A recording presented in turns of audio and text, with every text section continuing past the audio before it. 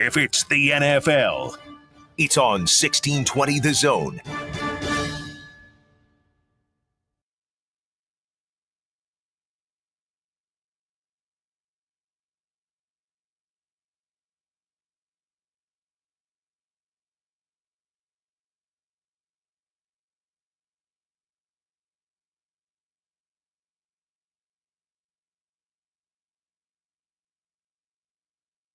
$16.20 The Zone traffic.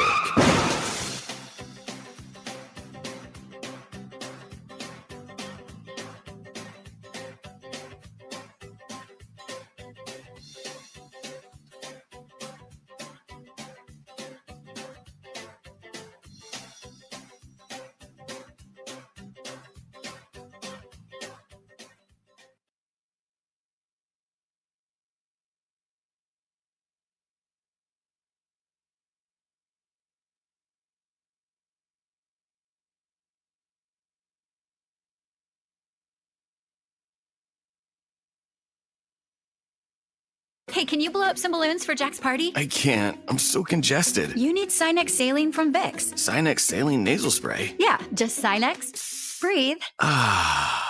Sinus saline instantly clears everyday congestion associated with colds and year-round allergies with a gentle, ultra-fine mist that's no mess and easy to control. Daddy, we need more balloons. On it. Enjoy life's important moments without congestion. Try Sinus saline from Vicks. Just Sinus. Breathe. Use as directed.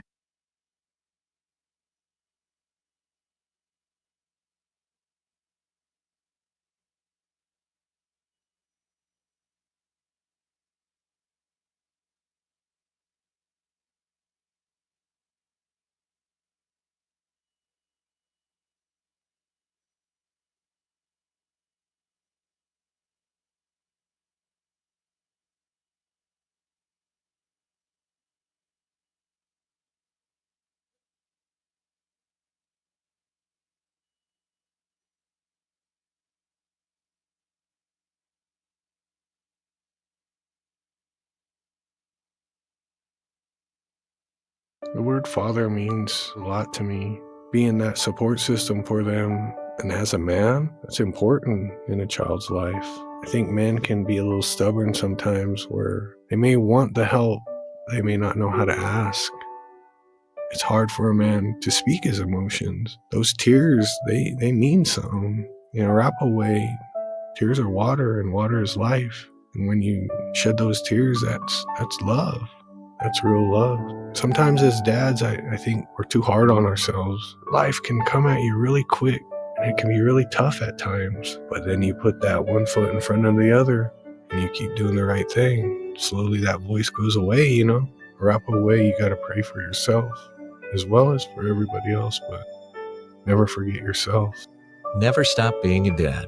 That's dedication. Find out more at fatherhood.gov. Brought to you by the U.S. Department of Health and Human Services and the Ad Council.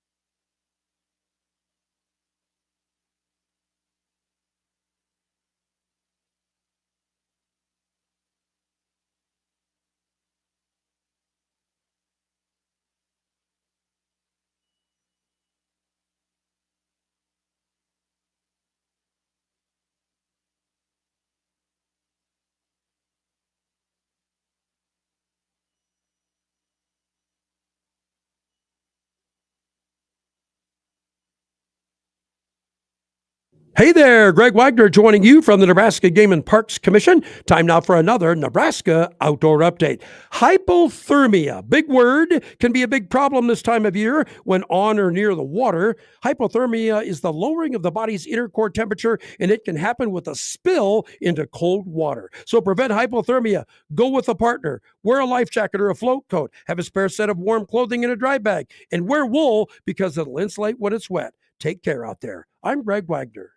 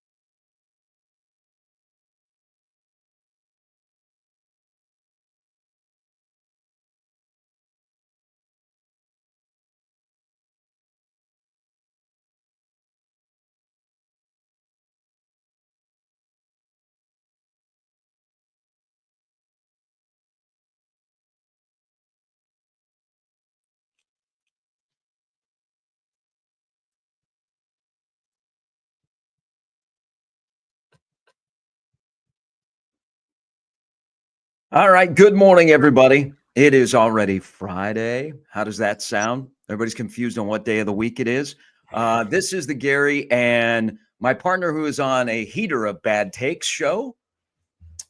Yeah, Just dive in. Sometimes you just gotta eat it. Yeah, but we'll let Matt explain exactly what happened. In his hypothetical world, Georgia won the football game yesterday, so at least you have that going for you. Yes. I won't be too harsh on you because you're wearing a Cubs hat this morning, and pitchers and catchers report in about 6 weeks. But good morning, everybody. It is a football Friday. We have fewer and fewer of these, but it is the final weekend of the NFL. The college football Final Four is set. It has very much a northern flavor to it, and a fake SEC team that actually is a Big 12 team that is partaking in the banner carrying for the SEC. Plus, we have team? I got thoughts. I got thoughts on Georgia and the SEC. I got a lot of thoughts. I've been kind of quiet on social media. I could have taken care of bad heater takes over there, but I let him, squirm, and he'll explain why he thought that Notre Dame would not score yesterday. Not score. Not just like win the football game or lose the football game, but not score in the game. Plus, we have a great weekend of basketball as tonight here on the Zone as an 8.5-point underdog, probably against the best team in the Big East. I would think, Matt, Kraton is in Milwaukee to take on Marquette. Marquette looks like they are the cream of the crop in the Big East in the conference, which maybe has 4 definites for the NCAA tournament. Big night for the Jays. It's an opportunity for them to turn their season around, right? I mean, not that the season is lost, but this is a massive pivotal turning point for them. I think at this point, since the Pop Isaac injury, every game will come down to, and not just every game against a good team, Gary, like every game, period, no matter who they play, will come down to who else is going to step up. Is it going to be McAndrew? Is it going to be Neal? Is it going to be someone else off the bench? This is an incredible opportunity for them on the road to get, I know we do the whole quad 1 win, thing and the net ranking and whatnot, but this is a quad 1 win plus if they can go to the Pfizer Forum and beat Marquette. And this is a Kraton team where, knocked off a little bit because of injury, but not out of it, right? I mean, they've done a good job battling back, beating Villanova, beating St. John's, recovering from that tough Georgetown loss. So, I mean, tonight is a prime opportunity to get yourself back in that NCAA tournament picture, get yourself back in that Big East conversation in terms of being toward the top. It's going to be a tough task. I mean, Marquette's going to choke. It's going to be a Herculean task, but I mean, great moments are born from great opportunity, and that's what they have tonight. What? Come on, man. I'm a hockey guy. I'm a miracle guy. I mean, that's just too easy. Well, that's not what I'm laughing at. Wow. That was just served on a silver platter for me. So what give me a miracle quote about a monster game at PBA tomorrow at 1:00 against 15th ranked UCLA. You know what? Here's what I think it's going to happen. Do you think Hoiberg will have them just running up and down the floor until they puke? No. I actually do think they're going to get off to a slow start. Okay. Do you think he goes to Ulyss and says, "Do you want to play? Do you want to play?" No, I think he's going to walk in the locker room and go, "Who are we playing, Kale? UCLA. You're dang right, UCLA. At PBA. Guys are messing around like you're playing a throwaway game in Sioux Falls." Whoa. St. Mary's was a pretty good team. They were a very good team. Hey, hell of a win for your Mavericks, man. What a performance. Yes. We are a split show again this morning, part-time show. No, we leave for Fargo here shortly. So it is, let me check here, -3 outside in Grand Forks. That's a dry cold, so you don't feel it. Yeah, but most people are leaving this state because they're going to Frisco for the Bison game on Monday night. But it's, I'm not going to lie, it's cold. It's cold outside. Now it feels a lot better when you walk outside after a victory against North Dakota, which Omaha got here last night, and they play at North Dakota State coming up on Saturday. But I don't know how people do it up here. I mean, it takes a special breed to live up here year round. In the summer, everybody tells me, including Paul, the radio guy from North Dakota, he says, hey, man, you got to come up here during the summer. I'm like, not a friggin' chance. He said, it's beautiful. He said, it's beautiful. You know, we could go to Brainerd. Like, he was like, we could go to the lake. Now, Brainerd's not bad. There is, you got the drag race, the nationals, and then isn't there a big, concert fest up here? In North Dakota or in Brainerd? In like Brainerd, Bemidji, that area. There's a Wee Fest. There it is. Boom. Yes, Wee Fest. A lot of the North Dakotans that I know, when I was back in the hockey world, they would always say most of like the NHL former North Dakota guys would get together for Wee Fest up here. Yeah. That's like the big, Country Thunder? You know Country Thunder? Yes, I've heard of that as well. Wee Fest is like Country Thunder. It's like this big like camp out. Like it's a big area. A lot of country music goes out there. I mean, there's more. I think there's more than just country music, but I've been invited out to Wee Fest multiple times. I've declined because I don't do that type of like outdoor festivals. Not my thing. Like I'm not really. You're not a Lollapalooza guy. No, What? How did you? I know I screwed that up. Yeah, just keep going. I've not never as bad as your bad takes, but just keep it moving. My takes have been. I mean, Notre Dame has me eating so much crow. It's not even funny. Not an for everybody that's chomping at the bit. We're going to get to that in just a moment. Oh yeah, don't worry. Not a Lala guy. I just don't like outdoor festivals. They're hot. They're sticky. You're around a bunch of people you don't know. There's too many people to begin with. You'll come to find out. I'm not really like. I'm good with like people one-on-one, like you and me or talking to Gare. Like if I meet you out, like I've always said, like I've met already people who listen to the station who come up to me. I love meeting people like that. But like in big crowded areas, I'm not a people guy. Like really don't. I like him. Like big areas where there's too many of them. Nah, miss me with that. Man, this guy's me. See, we're different on that. I love people. I love meeting people. I love talking to people. I do too. You could find me half naked at Woodstock. You would be a Woodstock guy. Were you at Woodstock? Were you there? 99. No. Oh, okay. No, I was not at Woodstock. I definitely thought you were. I don't know how. No, see, I live vicariously through shows that are made for Woodstock. No, but no, I like outdoor festivals. But everybody says you got to come up here for the summertime. All right, let me give you the lineup. It's brought to you by the Rooferees at John Higgins Weather Guard. Brett Cianci is going to join us at 7:30 again. The college football playoff Final Four is set coming up on Thursday and Friday. There's a lot of discussion about seeding, to bye week, to the SEC, to officiating, to ESPN just absolutely ruining a kid by the name of Parker Jones, who was the walk-on who was not dressed yesterday that was involved in the sideline infraction. ESPN crushed him. ESPN owes that kid an apology. He's not the reason that Georgia lost. I'll give you 4,000 reasons before I get to Parker Jones on why they lost, but they killed that kid yesterday. You would have thought that he was a star for Georgia and he was sitting out, Matt, and they just kept showing him. If you didn't have the sound on, you'd be like, oh, man, I can see why Georgia's losing. That kid right there wearing number 39, he's not playing. They keep showing him. It was ridiculous. I wasn't listening to I wasn't in an area where you could listen to the broadcast. I was just watching the game. But we got up to leave at around like 2-ish minutes left in the fourth quarter. And while I'm getting up to leave, they showed him. Mm-hmm. And I looked at my buddy. I go, why are they showing him again? Like, why are they? I said that same exact thing. Big L thing. for ESPN. They're on a heater like you are. Bad takes and bad things.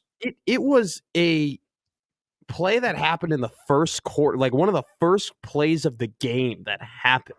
And they kept showing him and then like people found his bio and then they're killing him on Twitter and whatnot. He got excited. He made a mistake. I mean, I feel terrible for him. I mean, you're absolutely right. He is the absolute last reason as to why that result was that result. Yeah, it was a bad decision by a director or whoever was behind it. They owe the kid an apology. Georgia owes everybody an apology for not being Georgia. They're not as scary as they used to be. There's multiple reasons, but they got beat by Notre Dame yesterday in a game in which Notre Dame had less than 300 yards of total offense. Jeremiah Love ran for 19 yards, but big boy football tells you that if you're good defensively and you stop the run and you play great special teams, you know what? Even the younglings have a chance to do something in the football world. Brett Cianci will join us coming up at 7:30. Mike Schaefer stops by at 9. Nebraska's portaling this weekend, and not just depth pieces. Also, Matt Verzal stops by, and Wilson Moore. Willie's going to join us, who just celebrated a birthday, coming up at 9:40. His thoughts on Nebraska UCLA. All right, I'm just going to stop here, and I will let you explain yourself on yesterday. I don't know that we have the audio, Jimmy, but I believe that it was said numerous times. I think it was said back in 2024 that Notre Dame will not score a point on Georgia. It's still on this. Okay, it's still up on the board. Well, now I'm like dizzy for people that are watching on 1620 The Zone TV. So it is up there, and I tried to figure out why you thought that yesterday. You did. I want to give you credit.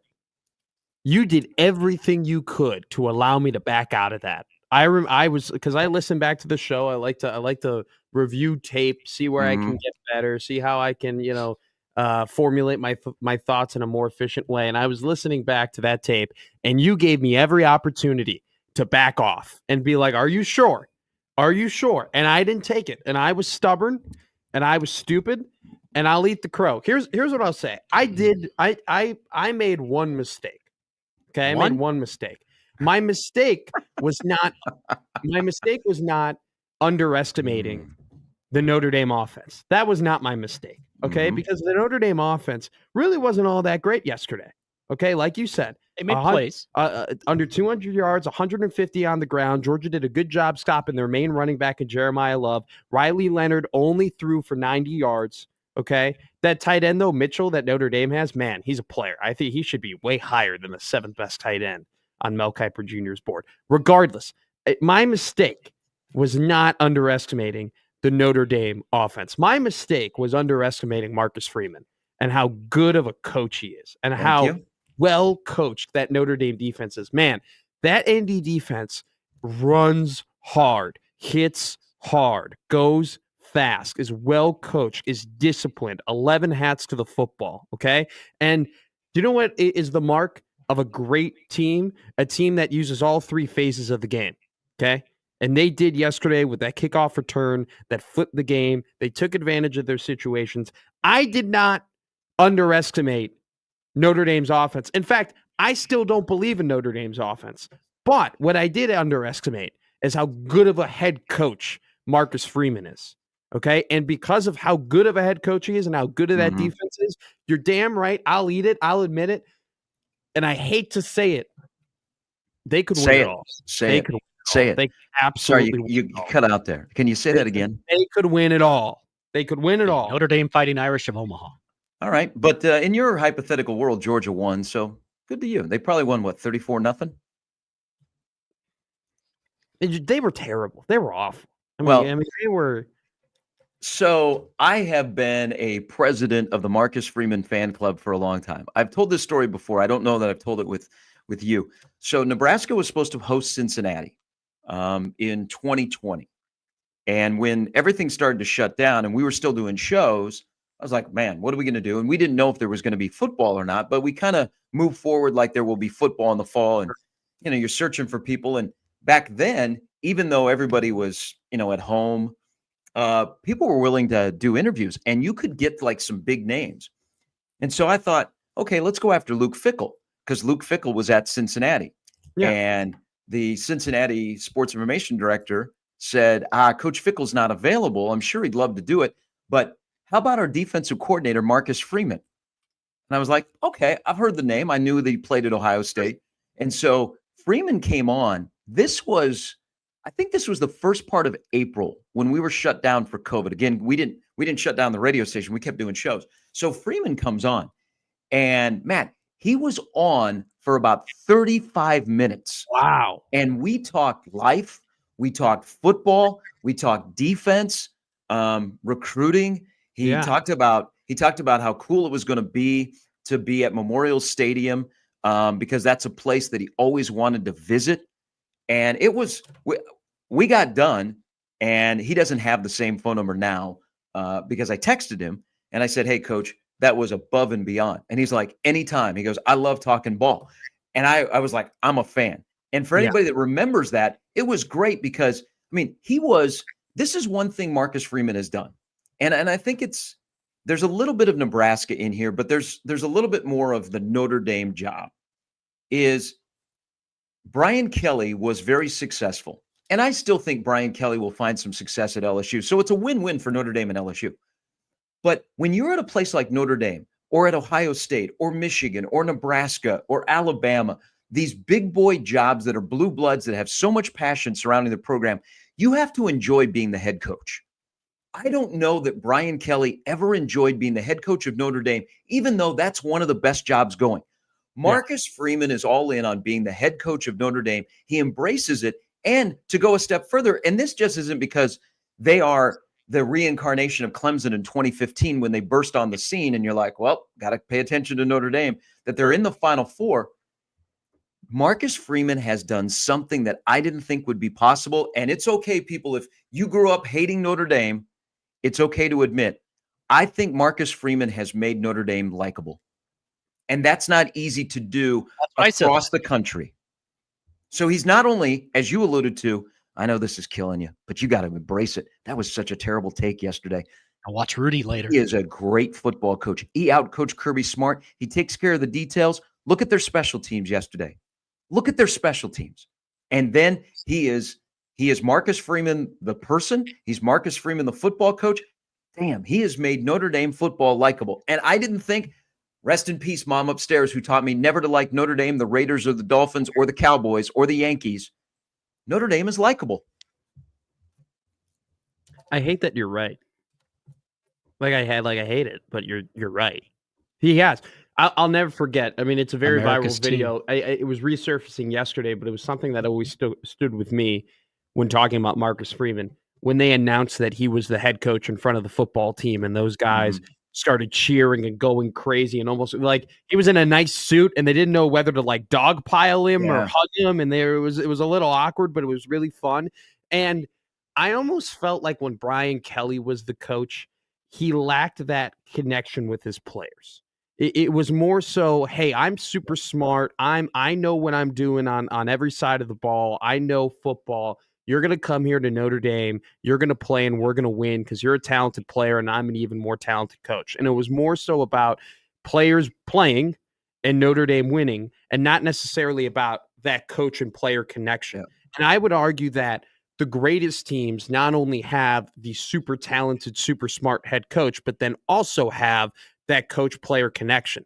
You saw Riley Leonard talking about Marcus Freeman on the stand yesterday, and him just beaming about how great of a coach he is and giving him credit for things that Freeman didn't even want to give credit for, and they kind of were joking around with each other. That team has that because Freeman is that super smart, talented football guy, but he also loves his players, and his player loves him. And I don't want to say that I don't want this to be an indictment on Brian Kelly, because I agree with you. I think that Brian Kelly is a good coach, is a really, really good coach. And I think part of the reason Kelly was struggling toward the end of Notre Dame and eventually left Notre Dame was that he had won so much, yet it wasn't good enough. And yet he still had this reputation, and Notre Dame still had a reputation of a program that couldn't get over the hump. And that's why he left. But with Freeman, I mean, these guys play for him. I don't know if they played for Brian Kelly as hard as they play for Marcus Freeman. These guys play hard. They want to win. They like their coach, and he's a defensive coach, and it shouldn't be any surprise that this defense was as incredible as it was. Not just the defense, man. You got to talk about the special teams. I agree. Special teams. Mitch Jeter. Special teams matter. Put up the placard in the studio. Special teams matter. Yesterday they had 3 field goals of over 40 yards. They had the kickoff return at the beginning of the second half that everybody went, uh-oh. They're a well-coached team, and they won a game yesterday.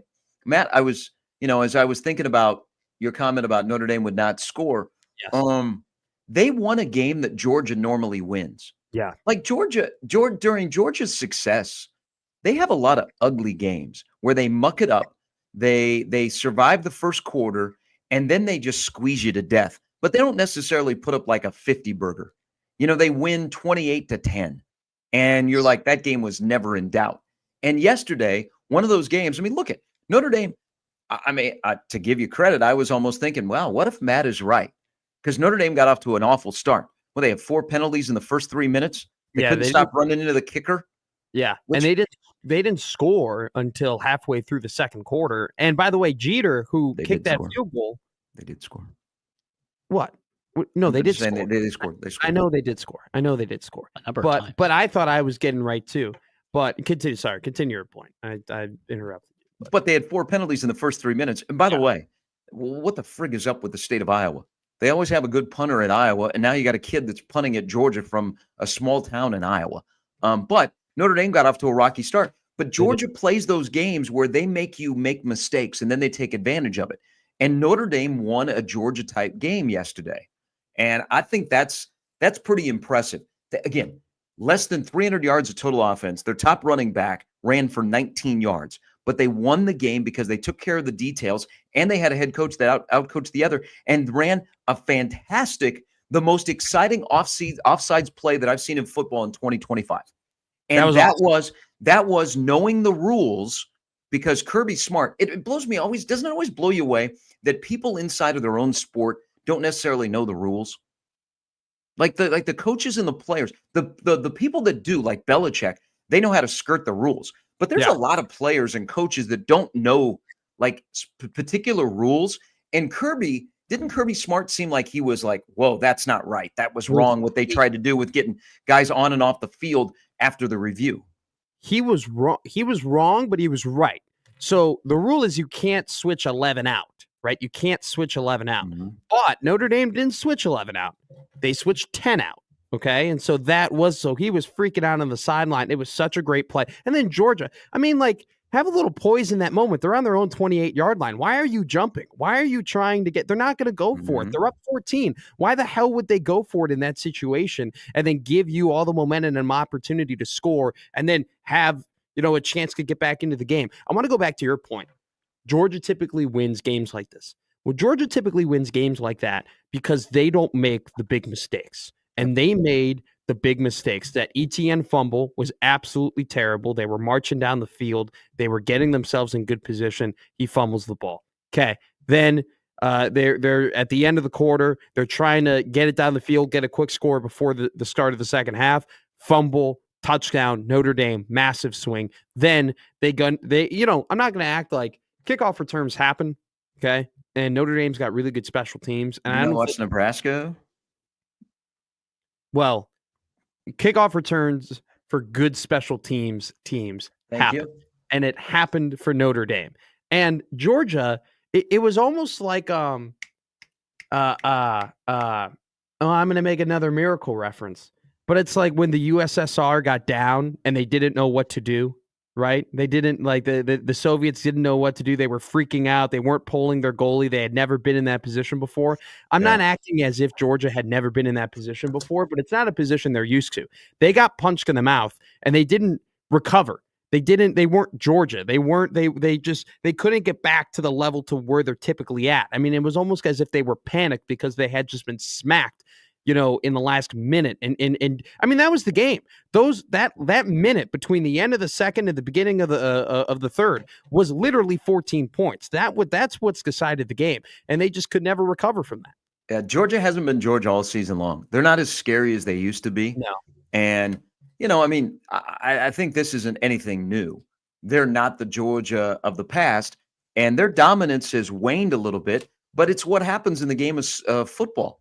You look at how dominant Georgia has been, and rightfully so, they have their place amongst the top teams in college football, but this happens to a lot of programs. This is really the sign of a coach and your program is you are so good and you reach the mountaintop. Like watching Georgia and watching the season unfold for Georgia makes me appreciate what Saban was able to do even more at Alabama. Because once you get to the mountaintop, people want to copy what you do or take things that are inside of your program, or the NFL takes your players. Yeah. And then what is your next step? Because all of a sudden you've lost your coordinators. Their head coaches is somewhere else. They might even be a head coach in your own league, i.e. Kirby Smart. What do you do to replace them? You are so good that you have the NFL that is taking 14 guys a year. Are you replenishing that talent?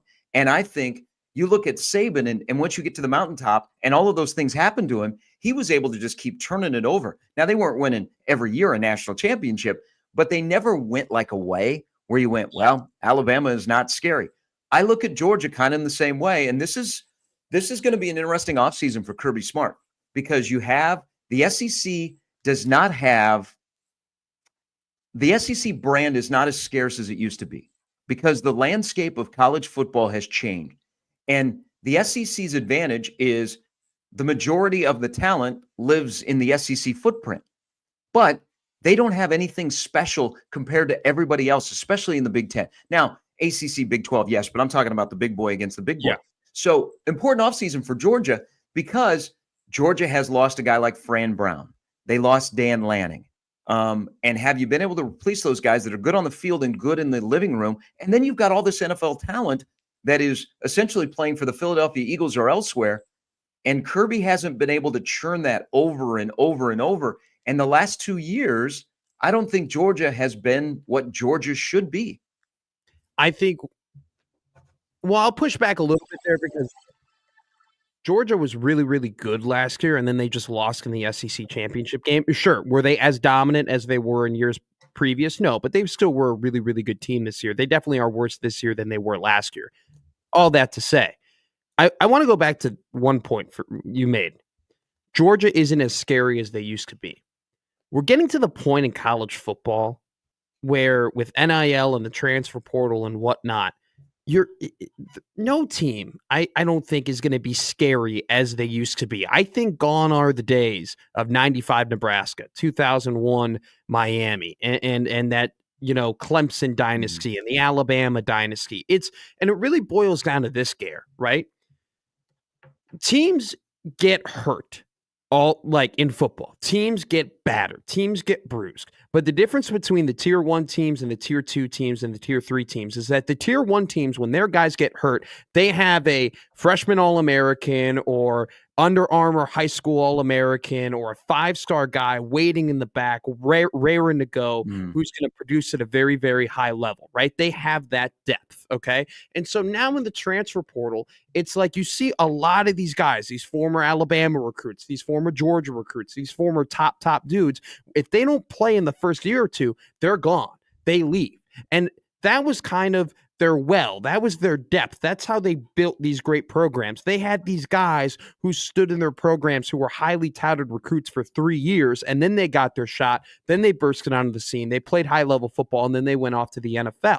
Because of the transfer portal, because of NIL, you're not going to have that anymore. You're not going to have that development. You're not going to have the stockpile of insane talent in your pool anymore. And so all that to say, yes, Georgia isn't the same. Alabama isn't the same. A lot of these teams are not what they're used to be. And I think I'm confident enough to say that you're not going to see these dynasties anymore just because of the changing landscape and the changing rules of college football. This is what parity is, right? This is how this happens. And this is the transition. And I think the SEC is falling behind in that transition. Yeah, I don't think we're ever going to have parity in college football.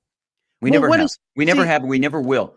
We just the same teams, like the gap between the tier 1 and the tier 2 can shrink, but there aren't going to be many people that are jumping into tier 1 and hanging out for a while. I agree with that. The other part of this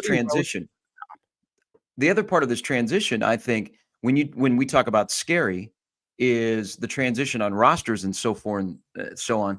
Is how many head coaches in college football scare you today? Like when you get ready to play that team, you're already down a touchdown. Yeah. Like let's just look at the 4. We just threw roses at Marcus Freeman, but I don't think he's to the level yet where he scares you. Like Marcus Freeman is worth a touchdown. Is Ryan Day, Steve Sarkisian, James Franklin?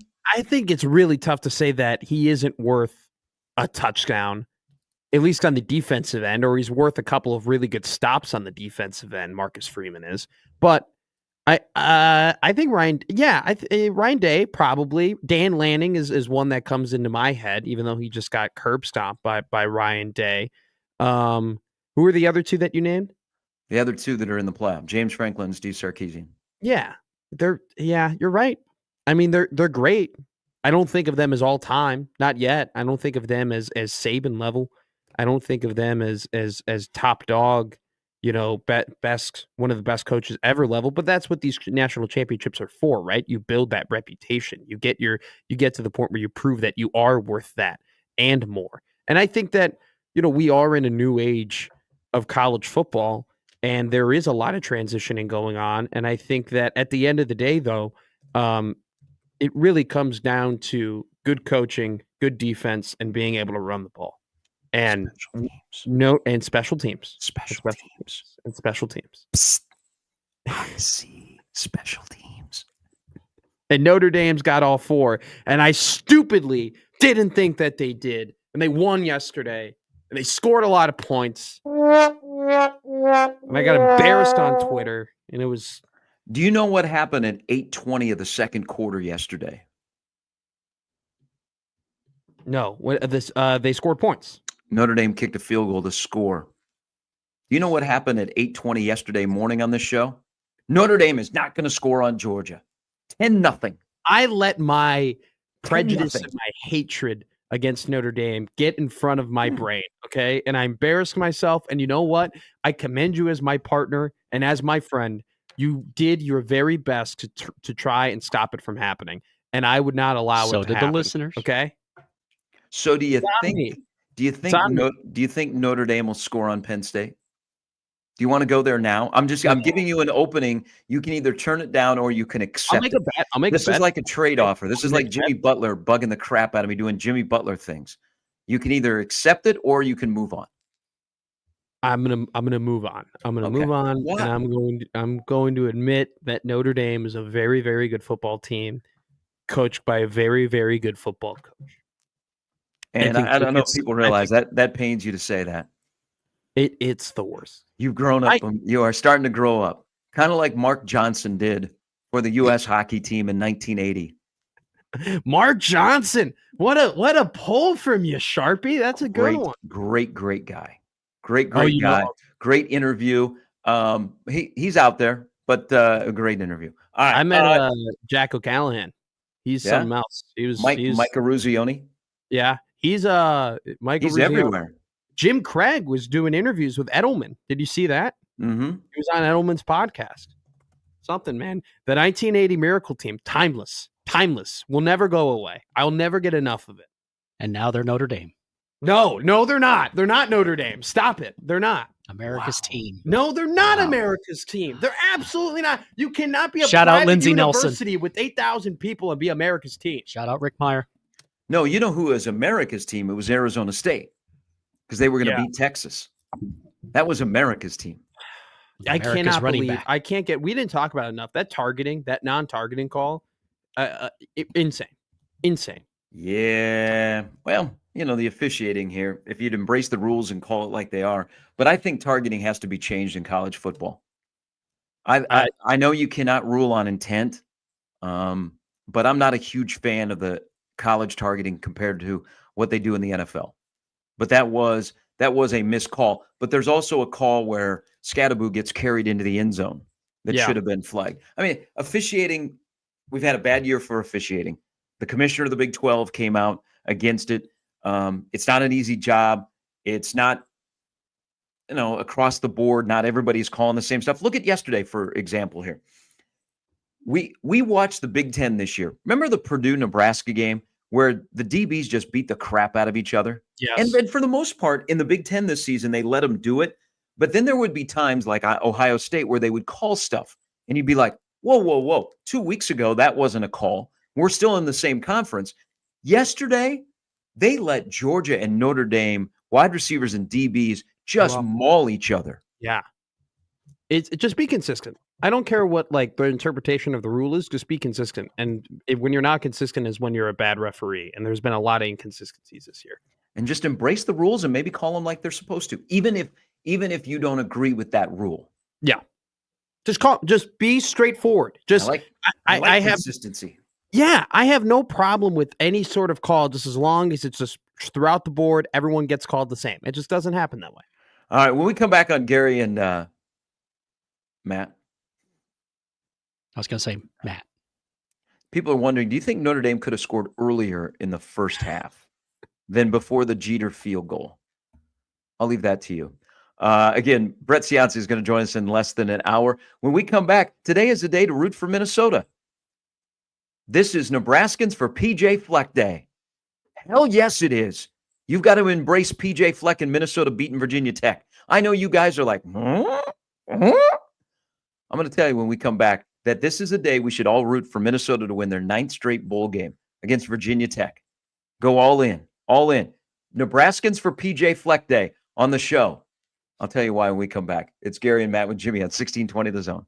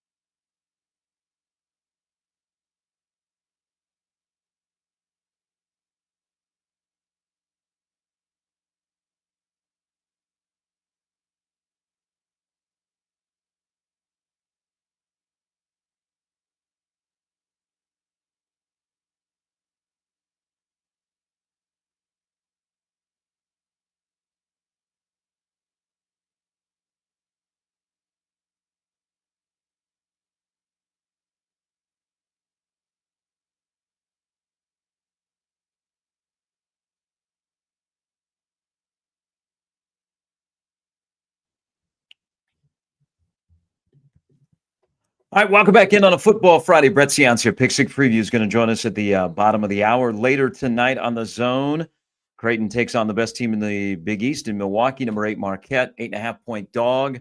Cam Jones, Ryan Kalkbrenner on the same floor. Stevie Mitchell's defense. Marquette is scary. That game comes your way at 8 o'clock tonight. I was looking at the slate for Friday, and what we're going to get into, Wilson Moore is going to join us later in the show from the Lincoln Journal-Star. Willie will fill us in on what he thinks is going to happen with Nebraska and UCLA tomorrow at PBA. Is Friday night becoming a night for hoops? Have you looked at the slate of college basketball tonight in the Big East and the Big Ten, like back-to-back doubleheaders? I have not. I have not looked at the slate. I mean, yesterday was a really good slate of Big Ten basketball. A lot of things happened in the Big Ten yesterday. Hello, Illinois. Hello. Man, look at them. What a game. What a domination, man. What a bad back-to-back days for Oregon Duck fan. I know. Welcome to the Big Ten, boys. Ass kickings. Listen to this, too. Did you see Northwestern yesterday, how they got hosed? Goaltending call was a little shaky. That wasn't even close, Scary. It wasn't even close. Also, too, like, can basketball, is it a little too much to ask? Like in football, right? When they mess up a call, even if it's reasonable, the play still continues, right? Mm-hmm. Like, even if they mess it up, you still can pick up the ball and have the fumble, right? Like, okay, hey, that still happened, even if the whistle happened. With basketball, why can't we do that? I mean, Barnheiser, everyone was still playing even though the whistle got blown. And they said, no basket. And then they ignored. I'm sorry. I'm going on a rant. Terrible. People that don't know, Matt is a diehard Northwestern basketball fan. All the way back into the days of Ricky Birdsong. No, not that far back. I mean. So you've only been a Northwestern basketball fan since they started winning. No, 2010 was my first season. So they were bad for 6 years, and then they got good. Yeah, man, they've had some heartbreakers this year. The Iowa buzzer beater was Butler. brutal. The Butler game was terrible, and then the Dayton game was close too. I mean, like they're a good team this year. They just got. I mean, they probably shouldn't have beat Illinois though, and they beat Illinois, so they got that one back. Nobody might be as good in the Big Ten as Illinois. So Illinois last night. When we got done at North Dakota and we're coming back to the hotel, I started to watch the Illinois-Oregon game. And like the first 3 minutes, Illinois didn't score. And I'm like, okay, who's going to be the first to say basketball teams traveling to the West Coast? Which, by the way, UCLA came to Lincoln yesterday. So UCLA has been in Lincoln since Thursday without Bill Kyle. William Kyle the third is not going to play tomorrow. Just recently had surgery, but should be back next week. But back to Illinois. So Illinois doesn't score in the first 3 minutes. And then we have a post-game meal and do some other things. And I flip the game back on, and I'm like, where did all these points come from? Illinois scored 64 in the second half at Oregon last night. They ended up with 109. They won by 32 on the road against a ranked team. They got that Kasparis Kokonis, who is incredible, and I think he's a freshman, right? Like he's young. I mean, he's a young gun, and then they got a really good bench as well with Johnson and Davis and Gibbs Lawhorn, like coming off the bench. Like that's a really good Illinois team. For them, it's just like whether or not they're consistent. Like they can get on really bad droughts where they're not scoring for 4 or 5 minutes because they like to shoot the three. I mean, they're a big 3-point shooting team, and when they're hitting, they can't be beat. I mean, Illinois, I give all the credit in the world to Davidson. I mean, man, he is a hell of a coach, and he's got those boys playing hard, and he's really, Garrett, he's done a great job like getting athletes on that team. Like he's a really good recruiter. And I think that in the past, some Illinois head coaches get too focused on what's in Chicago, and he's unwilling to do that. I mean, he's willing to go anywhere to go and get talent. Right. And he really goes far out to get what he thinks are the best players. I mean, it's a hell of a basketball team when they're clicking. Yeah. And I think they're at a point where everything comes down to March, because they've had some good teams where Brad Underwood gets to the tournament and now last year they made a run. Underwood. Why did I say Davidson? What a bad. I was thinking of Brad Davidson. People would be very interested if he was a coach. Yeah. Okay. So speaking of coaches, are you ready? Should we do the ski-u-ma? I think everybody in the country should be rooting for Minnesota football tonight against Virginia Tech. Yeah. Why? Watch PJ Mayo. You should embrace Minnesota football tonight for the first time ever. Maybe in your lifetime, or maybe when back in the day, our older listeners, Mike Hohensee was the quarterback at Minnesota. Joe Salem was complaining about Nebraska running up the score, because everybody should be rooting for Minnesota tonight. Bowls are fun, right? Football's on a heater. We love football. We love to be entertained. If you can have both at the same time, you're cooking with peanut oil. Tonight, if Minnesota wins, a guy whose head is built for 5 gallons of mayo being dumped on it is the only thing I want today. There is nothing else I want today. I don't want to go to a nice restaurant in Fargo later tonight. I want to watch PJ Fleck get mayo dumped on his head after Minnesota beats a Virginia Tech team that has like 46 guys in the portal. I can That's why I am here for America. I am here for entertainment. And for one day only, this is a one day only sale. Nebraskans for PJ Fleck. I love it. Thank you. When you make a ridiculous statement, it's always Gary Sharp for America. It's always for the country. It's always for the betterment. I'm always looking out for the red, white, and blue. They sang the anthem at the Sugar Bowl yesterday, and I was USA, USA. You know, I don't want him to get dumped on by Mayo, and the reason why is because I know he'll do some weird stuff. Who cares? He'll lick it up, or he'll smear it on his face, or he'll do something where I'm even more in. I'm just gonna gag. I'm just gonna throw up. That's what I want. I want that visual. I want him to go all PJ Fleck with mayo on his head. He's got the perfect dome for it. He's got a good bald head. I give him a lot of credit. Like there's a solid one. There's some dudes who maybe the bald head isn't the best for Happer, Oh, and there are some other guys. Okay, so 53 minutes before another bad take. I like Happer's bald head. I know Happer's got a good bald head. He was the only bald guy that I could think of off the top of my head. I've thought about shaving my head as my hairline's getting further and further back. Look good with hair. I've thought about that. Thank you. There's a reason I haven't made a joke about it, because I really do think it suits you. I think you look hair. I think Gary having the halfway, half in, half out is it's a good hairstyle. It works for you. This might be the year that I shave it all off. I have threatened, and there are many people in the listening audience of the Bald Brotherhood that have given me tips on what to do when I do shave my head. I think 2025 will be the year, but I don't know, should I do it in the winter or should I wait until the spring? But then what do? I like to spend time outside. I don't always like to wear a hat. Do I have to lather up the bald dome? I mean, I'm going to have to ask questions like of Happer and other the Bald Brotherhood out there. You see that? What do they call it? The crows, whatever? I'm losing it, man. I have a widow's. Oh, no, you're 20. You've got a few years. Yeah, I'm losing. Jimmy and I are on the back nine with the follicle, and you're touching your hair. And I'm thinking, man, the only guy that has thicker hair is Patrick Dempsey. Get out of here. Get out of here with that stuff. Don't you? You still got a few years. Hey, you're not one of us. I'm not. You got a full set of hair. You got the hair that women still go, oh, can I run my fingers through it? Yeah. My first impression of you was nice hair. Well, I had when I came and filled in, man, I had it going. That's right. Whoa, man. I don't know why. I know why I cut it off. My mom was like, your hair's too long. You need to cut it. I haven't had flow since 2003.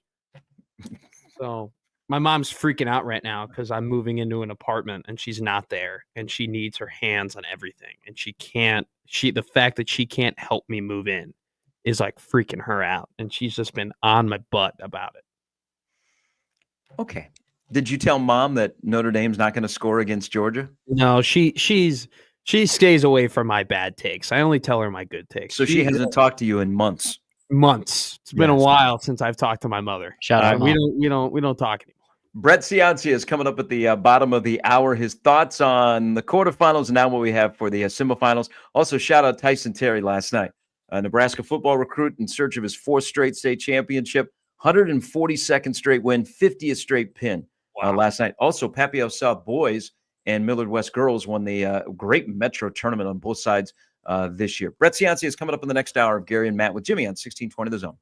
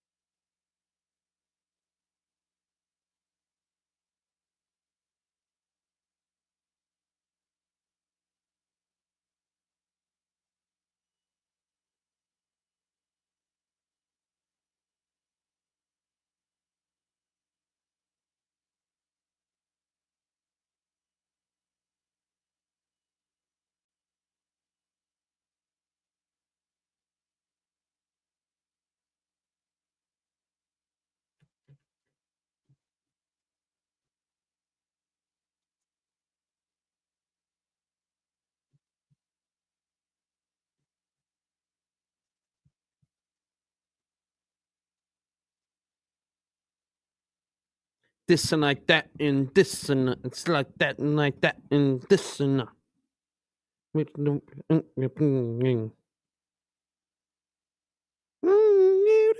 I know we're back. Hour number 2, welcome. Split show, thank God. I'm in a hotel room in Grand Forks. Just feel sorry for you, Jimmy. Feel sorry for you, Jimmy. For once, you feel happy to be in North Dakota? I'm putting on a front now right now. -5. Wow. You wait. Hey, it's going to be cold in Fort Myers next week. You wait until we go to a karaoke bar together. And I'm putting up an act. I'm playing. I'm doing a little like, oh, I'm not that good at singing. I'm not that great, whatever. Like I like just to, make funny little jokes. And like I'm actually a terrible singer. No, you wait till we go to a karaoke bar, man, and see this mirage I've been putting up on the air. I'm a great singer. So does it get better in a karaoke bar? Because right now gets incredible in a old karaoke Chicago bar. You are on a heater of bad takes and bad singing. I mean, there is a wall of fame of bad takes and bad singing. I've made 1620 The Zone. takes. Whoa. I've made 2 bad takes over the same team that I didn't think was that good, and it turns out they're pretty damn good. Do you officially have a bad food take yet? No, I don't have a bad food take. All right, I'm then we need to get you one. Like I eat normal food, and I like. So does everybody here. And I like the food I like, and the food I like is liked by others. Okay, I'm yeah. I'm not that a on the board. weirdo who likes like ketchup on like a steak or who likes mayo on like mac and cheese. I'm not a weirdo like that. Mayo on mac and cheese. Now that would be a new one. I did just something I came off at the top of my head. People do put mayo though in like their mac and cheese recipes, like with the whole cream, like when you put the sour cream and the milk and the cheese. Like there's some people who I know people who put mayo in their mashed potatoes, like in the mix. Like I'm gonna be honest with you, Gare. It sounds disgusting. It's actually pretty good. Like if you just put a little dollop of Hellman's in there, not bad at all. I had a babysitter when I was like 7 that served us peanut butter and mayo sandwiches. I never went back. Yeah, it was disgusting. It was disgusting. I mean, you could have just given us like the bread and cheese and milk that you got for being poor. But my mom was trying to do Mrs. Straight as Solid, and she sent 7-year-old chubby Gary to the Straits after school for like 2 months, and they would serve up peanut butter and mayo sandwiches. It was disgusting. My stomach is churning thinking about that. Have you ever had those ants on a log, the celery with the peanut butter and the raisins? That's better. I love that. Some people think of that and they're like, ugh, like raisins and peanut butter and that. You can do without the raisins, and it's still a banger. I like raisins. I like grapes that been through stuff. Like I'm a big fan of that. I love a good weathered raisin. grapes. Yeah. Weathered grapes. Yeah, big fan of the grape family, or you like grapes that have been through something? I like just grapes in general. Green grapes, kind of like daddy grapes. issues. I have daddy. No, I have no, daddy not issues. you. I don't have daddy. The issues. grapes have the daddy issues. I like. I saw a tradition. I didn't know this existed, but I guess if you eat on New Year's Eve into New Year's Day, if you eat 12 grapes in a minute, it's good luck. Yeah, and you got to be under a table. I did that for New Year's Eve. You got to sit under a table, and you have a minute, and you got to eat 12 grapes as quick as you can. And like you'll have a good year. Drill. Yeah. Hold on here. I've been doing that forever. I've been doing that since. It might be a Latin thing. I don't know. Maybe it's a regular thing. Why under a table? That's just what I've been taught. You have to get under a table. And you have to eat 12 grapes in a minute. That's kind of the tradition. On New Year's Eve? On New Year's Eve. I think someone's screwing with people. Is my mom screwing with me? Is that what you're saying? I did it with my friends. I did it with my friend Caroline. That would be a story among beside itself if that was true. I wouldn't judge you or anything. To each your own. That's the title of the podcast. Is Matt's mom screwing him? That's going to get a weird demographic. Yeah, that'll probably be very popular in the South and SEC country. I saw the Tommy Lee video. Thanks for the educational purposes. Hey, I'm just trying to help you out in case you get into a situation like that and you know what to do. Is that the Blackhawks goal horn? That's on the board. It might be. That's the It sounds like Blackhawks it. goal. Look at that. That's the exact. Well, judging by their season, they haven't hit that button very often. Yeah, I haven't heard that in the 8 games I went to this year. I think I heard that, not a joke, 3 times. That's how bad at hockey that team is. I wish they were better. Hockey is better when the Blackhawks are better. Couldn't agree. Why are all the teams that I root for have that sentence? Every team that I root for, it's the same sentence. The sport is better when they're good. Too bad they suck. Well, I mean, as a Chicago sports fan, you're undefeated at being bad. Yeah, we're terrible. This team is the only thing that. At least you do not have. You're not an 18-point underdog this weekend. Cleveland, it's 18. How would you like to name? A true Browns fan, and if you're a Browns fan, you're a loyal Browns fan. You haven't departed. Bailey Zappi will be the 40th quarterback to start, and the guy that wears the jersey that just keeps crossing out from Tim Couch all the way through Deshaun Watson, now Jameis Winston, DTR. He's going to add Bailey Zappi, 40th quarterback for the Browns. And what they're going to do in the offseason is they're going to panic. And even though they got Deshaun Watson on the roster with much less money in a restructured contract, doesn't Kirk Cousins seem like he's perfect for Cleveland to bail out the Browns at the end of his career? Who would you rather? Who would you rather have if you need a quarterback, but you're not going to draft one, and you need somebody that could maybe get you close to the playoffs? Kirk Cousins or Aaron Rodgers? Oh, that's a great question. Kirk Cousins. And literally only doesn't have anything to do with football, has everything to do with I just don't want the pony show around Aaron Rodgers anymore. I mean, the juice, you're getting to the point with that guy, the juice is no longer worth the squeeze. It's just not worth having him on the team if he's going to play that badly. And he can't, part of the allure, Gary, because I've watched Aaron Rodgers more than any other quarterback in my life. That's not, he's been the most consistent quarterback in my life. The allure about Aaron was that he could move in the pocket. He was a really, really good pocket passer, but he also had that other element where he's rolling to the right or rolling to the left, where he could hit guys on a dime and extend plays, right? He was the first quarterback I ever remember truly extending plays. Now that he's just old, and then on top of it, the Achilles, that other element of his game, which made him complete, is now completely gone. And so now he's just this old pocket passer who, in my opinion, whether or not he wants to admit it, has lost a lot of confidence in his abilities and what he can do. And I don't think he's adjusting correctly to the limitations of his body. And now he's just trying to extrapolate his career for whatever reason. He just needs to retire. He needs to hang it up. I think Kirk Cousins still has a little bit left. I think Kirk went through a rough patch, and I think that if he's given another chance, that he could turn it around. I think A-Rod is done. Kirk's the answer here. It'd be interesting to see his reaction on the final Jets game, because he's not coming back to New York. He's burned that bridge. But I just can't see him, and I don't know who would pick him up. I just can't see him going out that way. Or maybe that's the way he wants to be remembered. Now, he's going to the Hall of Fame. No. But does he want to go out that way? We'll see. It's his career disappointment, because Aaron Rodgers is only one Super Bowl. I don't know that disappointment's the right word, Matt, but it's surprising when you stop and look at his career and you go, he only had one Super Bowl. Exactly. And it was relatively early in his career as well. He was on his rookie deal, I think, or maybe not his rookie deal, but he had that extended, they did that weird contract, kind of what they did with Love. And they were a 6 seed. It was 9-7. Yeah, they actually beat the Bears at the last week of the year to get into the playoffs. I was at that game in Lambeau when they got in. It was the worst day of my life.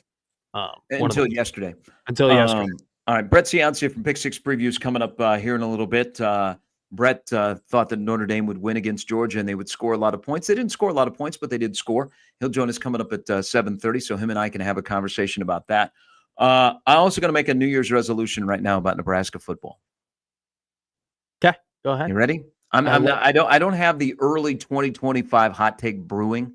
Sure. But after word yesterday that Nebraska has had another player go into the portal, Ishmael Smith-Flores, who was an Iowa legacy, came as a tight end, moved over to the other side of the ball. So he is gone. I still have my master worksheet, and I think Nebraska is 26 over the limit.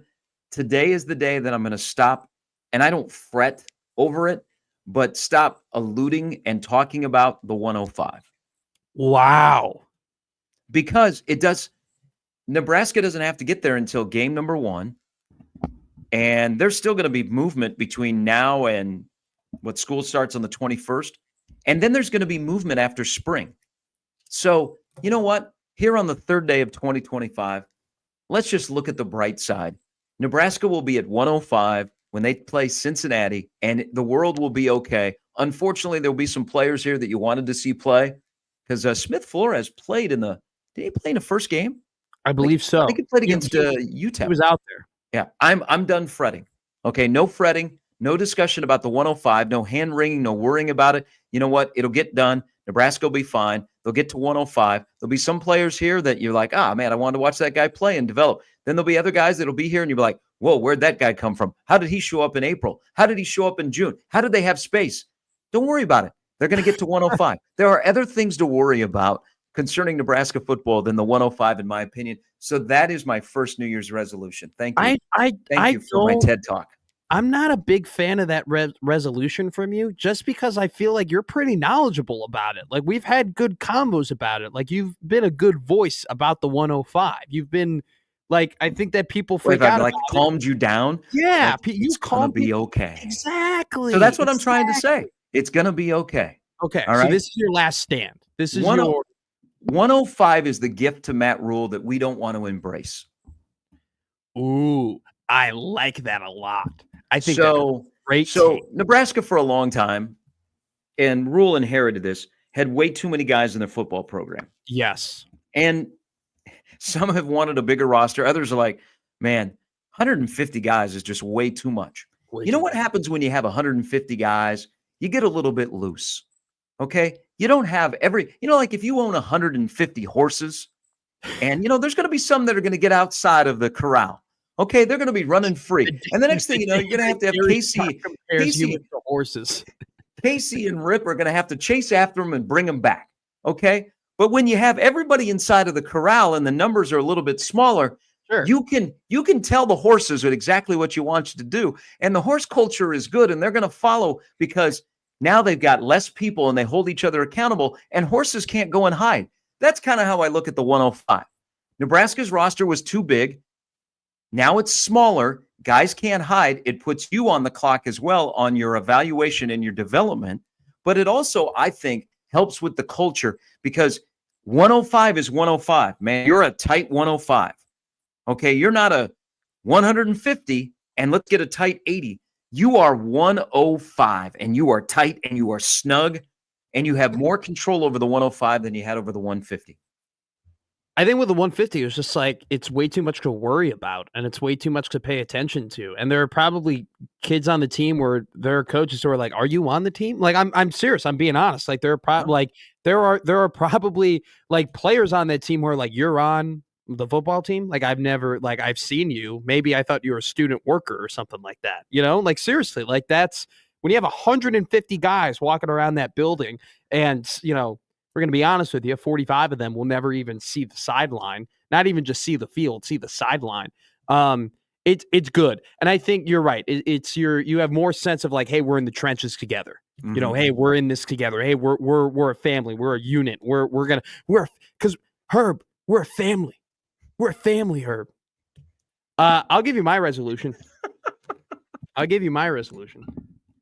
I'm going to stop worrying about the offensive line. Okay. Oh, okay. I have a lot of stress in my life. Okay. I have a lot of things that I have to worry about. I have a lot of bad takes.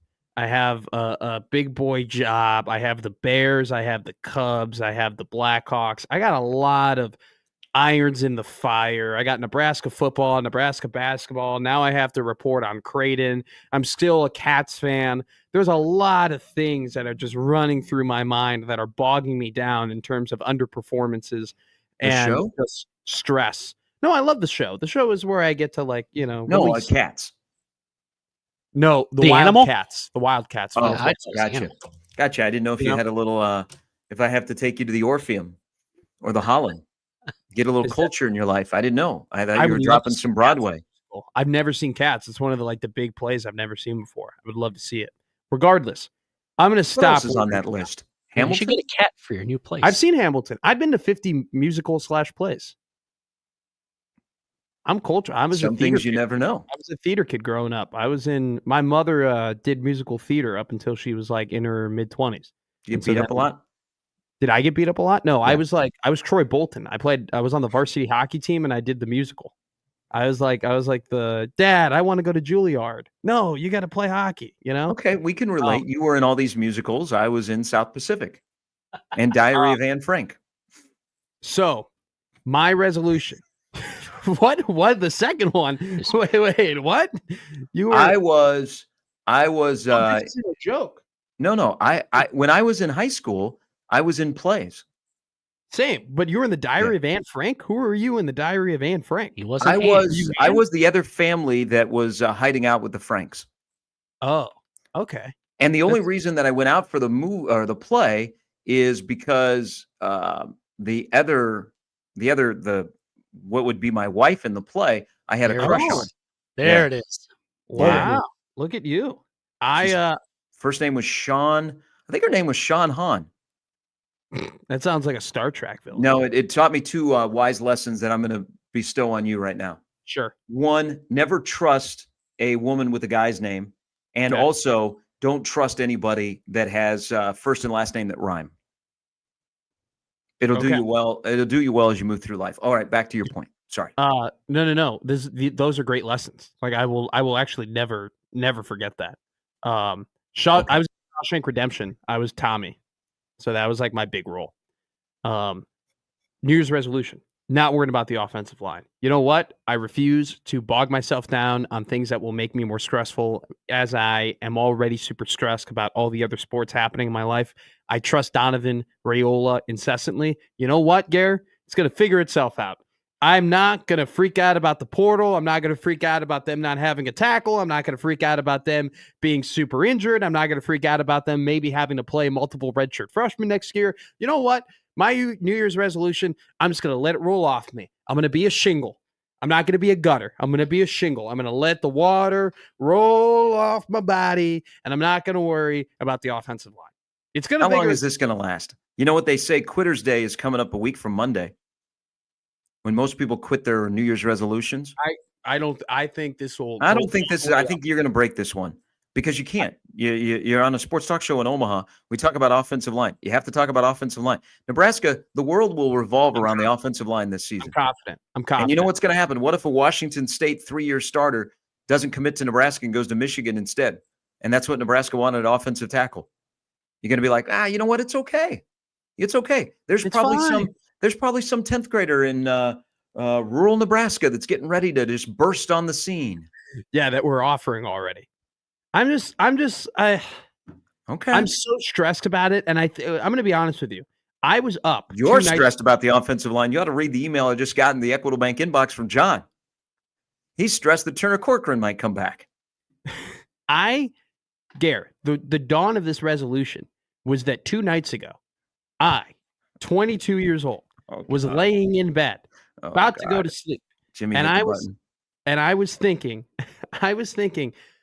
man, if they got Keegan Trask, that actually would have been a really good pickup for the offensive line. He could have came in and maybe plugged. I mean, the guy's kind of long. That's she where rolled this over and asked, "Why are you sitting talking in to bed, yourself?" thinking about another 22-year-old kid on whether or not he's going to be playing on Nebraska football. I go, oh my God, I had to snap out of it. I'm like, go to bed. Just stop thinking about the offensive line. So it's ruining my life. It's eating at me. Okay. I think about it too much where I'm like, you know what? My resolution is I'm going to take a break from it. I'll get back to it. I'm just going to take a break. I'm going to take a 2-month break from thinking about the O-line. Put it on the board. I don't think it'll be 2 months before you break this resolution. I think I give myself 2 months and then I'll be right back into it. I'll be like, oh man, we're going to be terrible. Hey, it's okay. You got Quitters Monday is coming up a week from Monday. For today is my first day of working out of 2025. Clap it up. That's good. The gym will be packed. And that's good. I'm glad that people are in the gym working out. Now we'll see. Hopefully they hang around a lot longer. I got a little Little private gym in the new apartment. Paying you well. Nice. All right, 7:20. Brett Ciancia from Pick Six Preview is going to join us before the hour is over. A little bit later, Mike Schaefer, Matt Verzal, and Wilson Moore. Nebraska, UCLA tomorrow. Big game at PBA. Place is sold out. UCLA hasn't been in Lincoln since 1955. Remember that game? Nope. Do you? And that's why I was asking you. Oh, okay. No, I don't. I thought you would wax poetic about UCLA, Nebraska back in the 50s. Neither of my parents were born, actually, either. So okay. Mick Cronin will be in town tomorrow. One of the times Mick Cronin was in Lincoln, they played one of the ugliest basketball games of all time. Maybe it'll happen again tomorrow. As it'll be gritty, won't be pretty. Tomorrow's going to be a packed house at PBA. Big game for Nebraska. Wilson Moore will join us coming up a little bit later. Time to take a break. 7:20 on this Football Friday. Again, Brett Ciancia, Pick Six Preview is coming about 15 minutes on 1620 The Zone.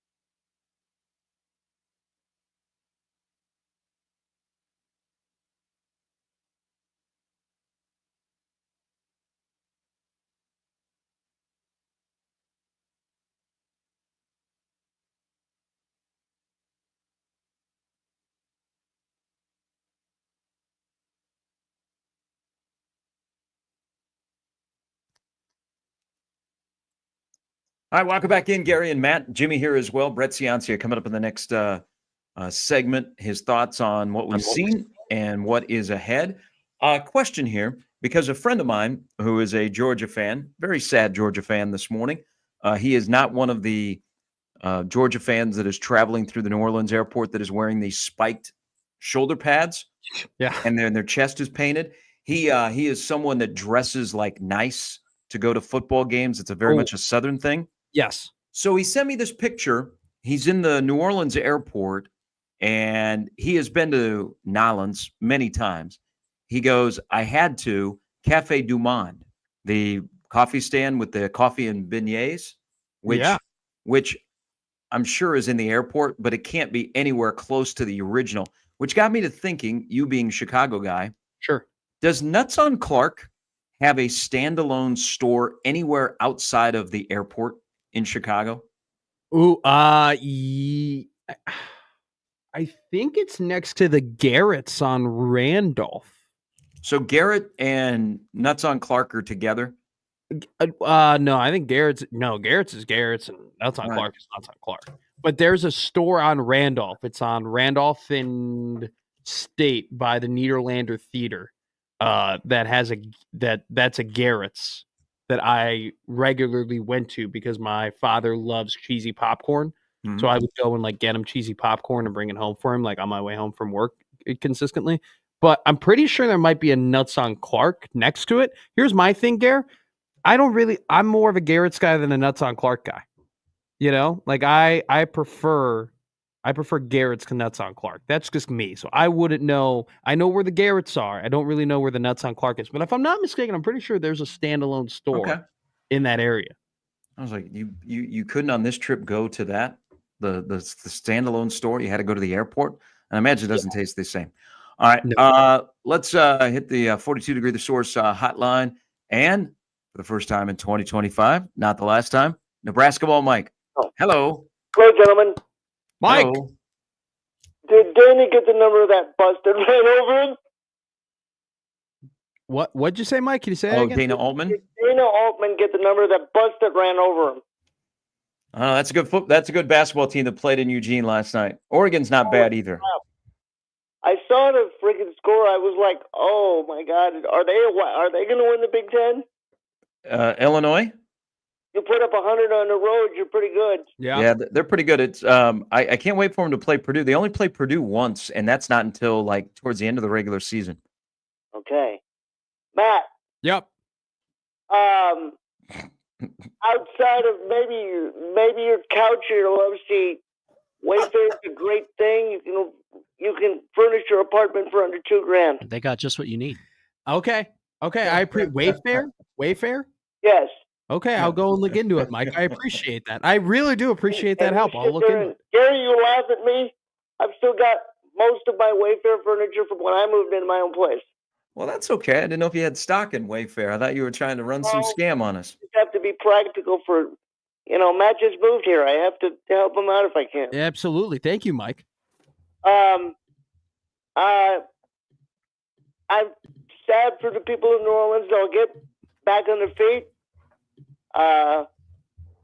Don't pick on that city. They're one of the toughest cities in the country for a reason. They will be okay.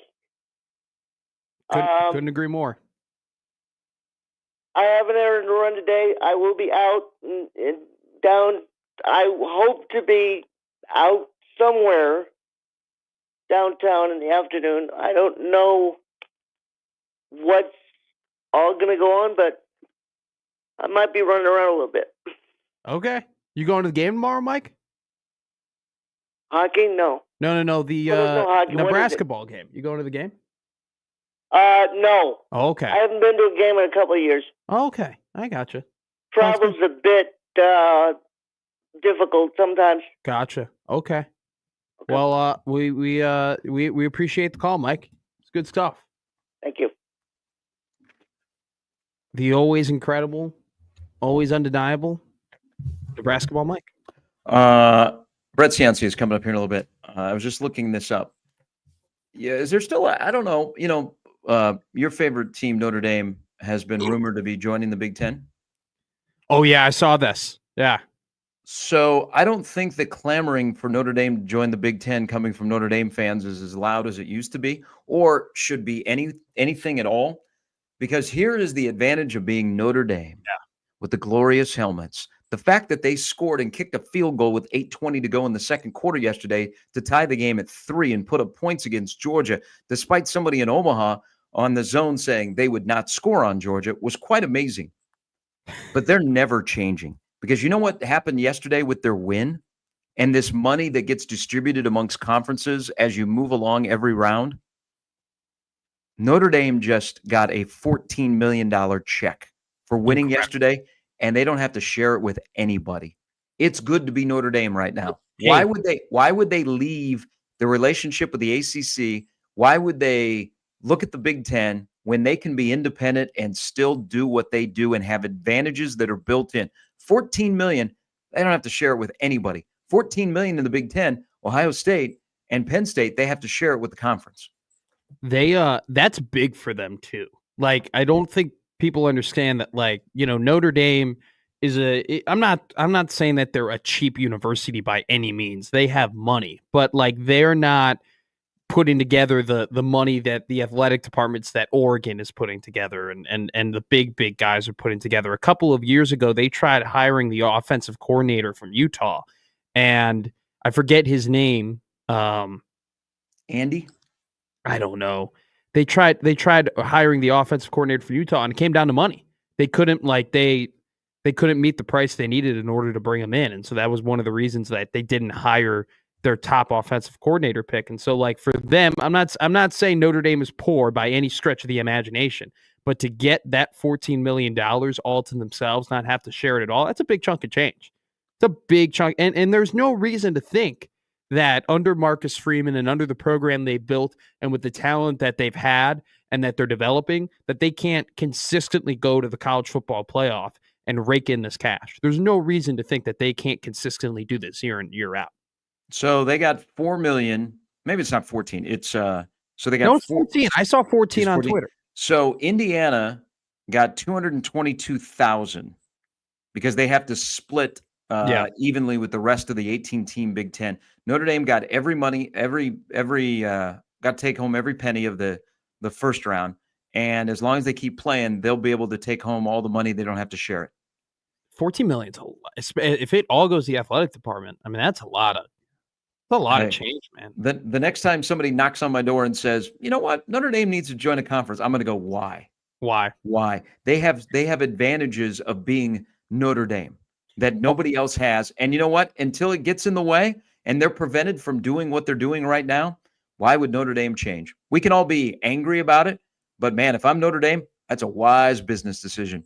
Well, also too, the whole, they don't get to have a bye. Notre Dame is fine with that. They lost to Northern Illinois and they got to play the 11th seed.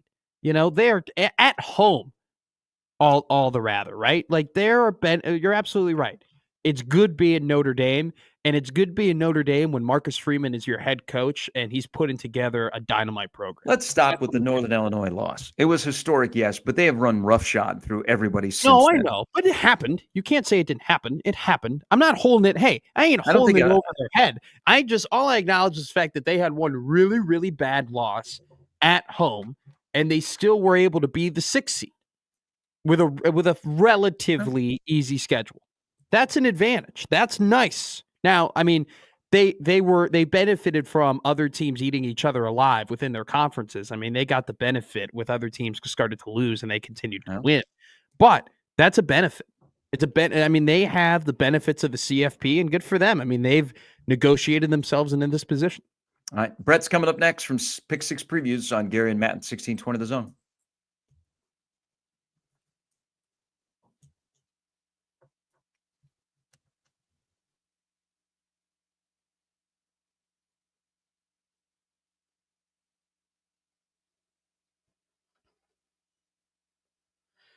Underdog is the best place to cash in on all your takes during the playoffs, which players are going off and which ones are ice cold. With over 5 million happy players and $2 billion, one Underdog makes it fun and easy to cash in on all your favorite athletes' performance.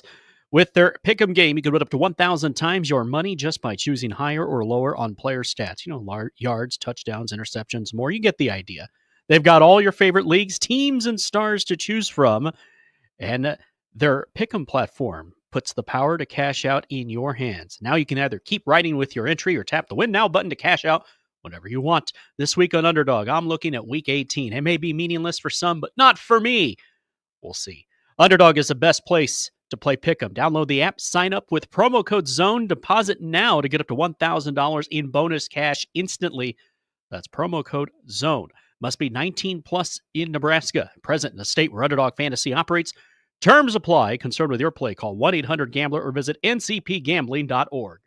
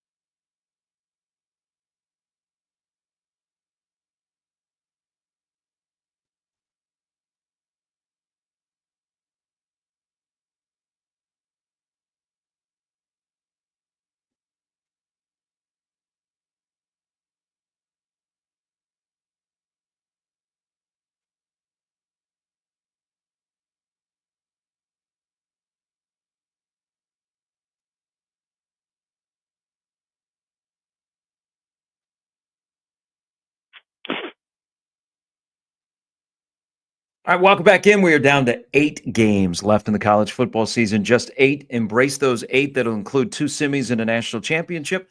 As we welcome in our good friend, Pick 6 Previews. Happy New Year to Brett Ciancia. Good morning. Hey, thanks for having me on. Happy New Year to you guys and all the listeners out there. And yeah, thanks for having me on. A lot of games to break down. Oh, it has been, I've enjoyed the bowl season. We've had some chaos. The playoff, there's a lot of people that are overacting to small sample size, but we get football. And I think and you may disagree with this, I think the best 4 teams are still playing. Now, they've all played at least 2 games, but I think outside of Texas converting a 4th down and 13, I think the best teams that got on a heater in the postseason, which is different, are going to be represented next week. Yeah, I think the key difference is just the wording about calling it the best 4 teams. I think definitely the best 4 teams right now. The hottest teams right now, the strongest teams here in December, January, I agree, are moving on. I think Oregon, you could still call one of the best teams in the country. They went 13-0 themselves. They won the Big Ten, beat Penn State. Beat Ohio State, too, once. So, yeah, it's tough. But I think the 4 hottest teams, the strongest teams right now, I agree, are moving on. I mean, they've won their home playoff games, and they went away to neutral sites and won their quarterfinals, 3 of them in really convincing fashion. So getting some strong teams coming in here. Brett, I mean, look, I've had to eat a lot of crow here on the show when it comes to Notre Dame. I am a Notre Dame hater. It comes from my bones and my upbringing in Chicago. So I have to apologize to many people because of that, because, man, I've been hating on them, but they've been so good. They've been really, really good. This defense, led by Xavier Watts, has been incredible this year, and the offense has done what they needed to do in order to get wins. My question to you, Brett, is what do you think the difference between what is the difference between this Marcus Freeman Notre Dame-led program and the Brian Kelly Notre Dame-led program? Yeah, well, first off, when Marcus Freeman was hired, he really elevated the recruiting profile of Notre Dame. They had historically been outside the top 10, in that 10th, 12th, 15th range of national recruiting. He got them into that top 5 discussion. He's bringing in a different caliber of athlete.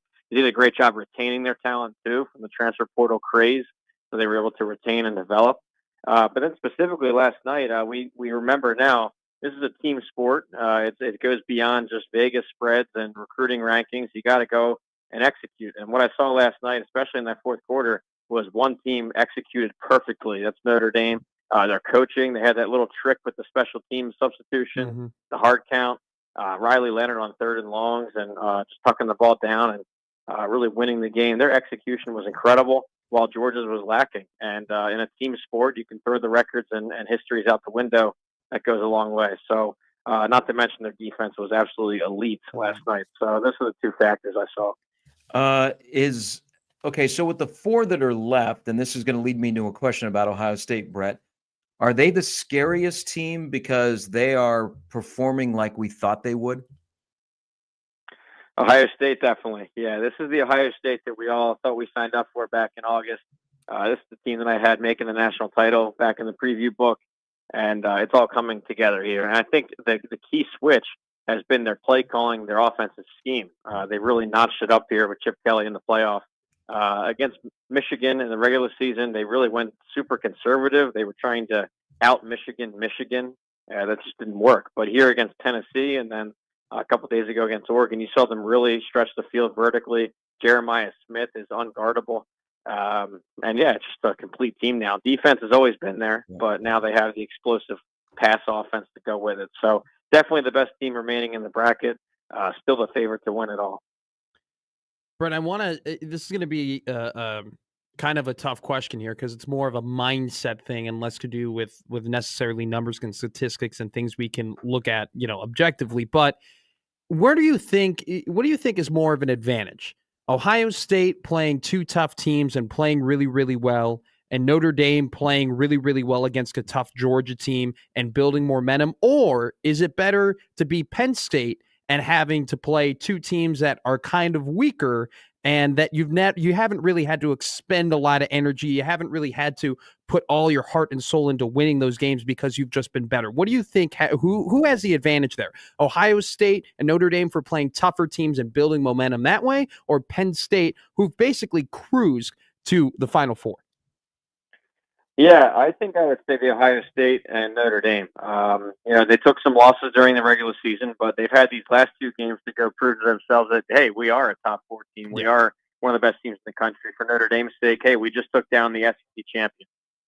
For Ohio State, we just avenged our big loss to Oregon, took down Tennessee.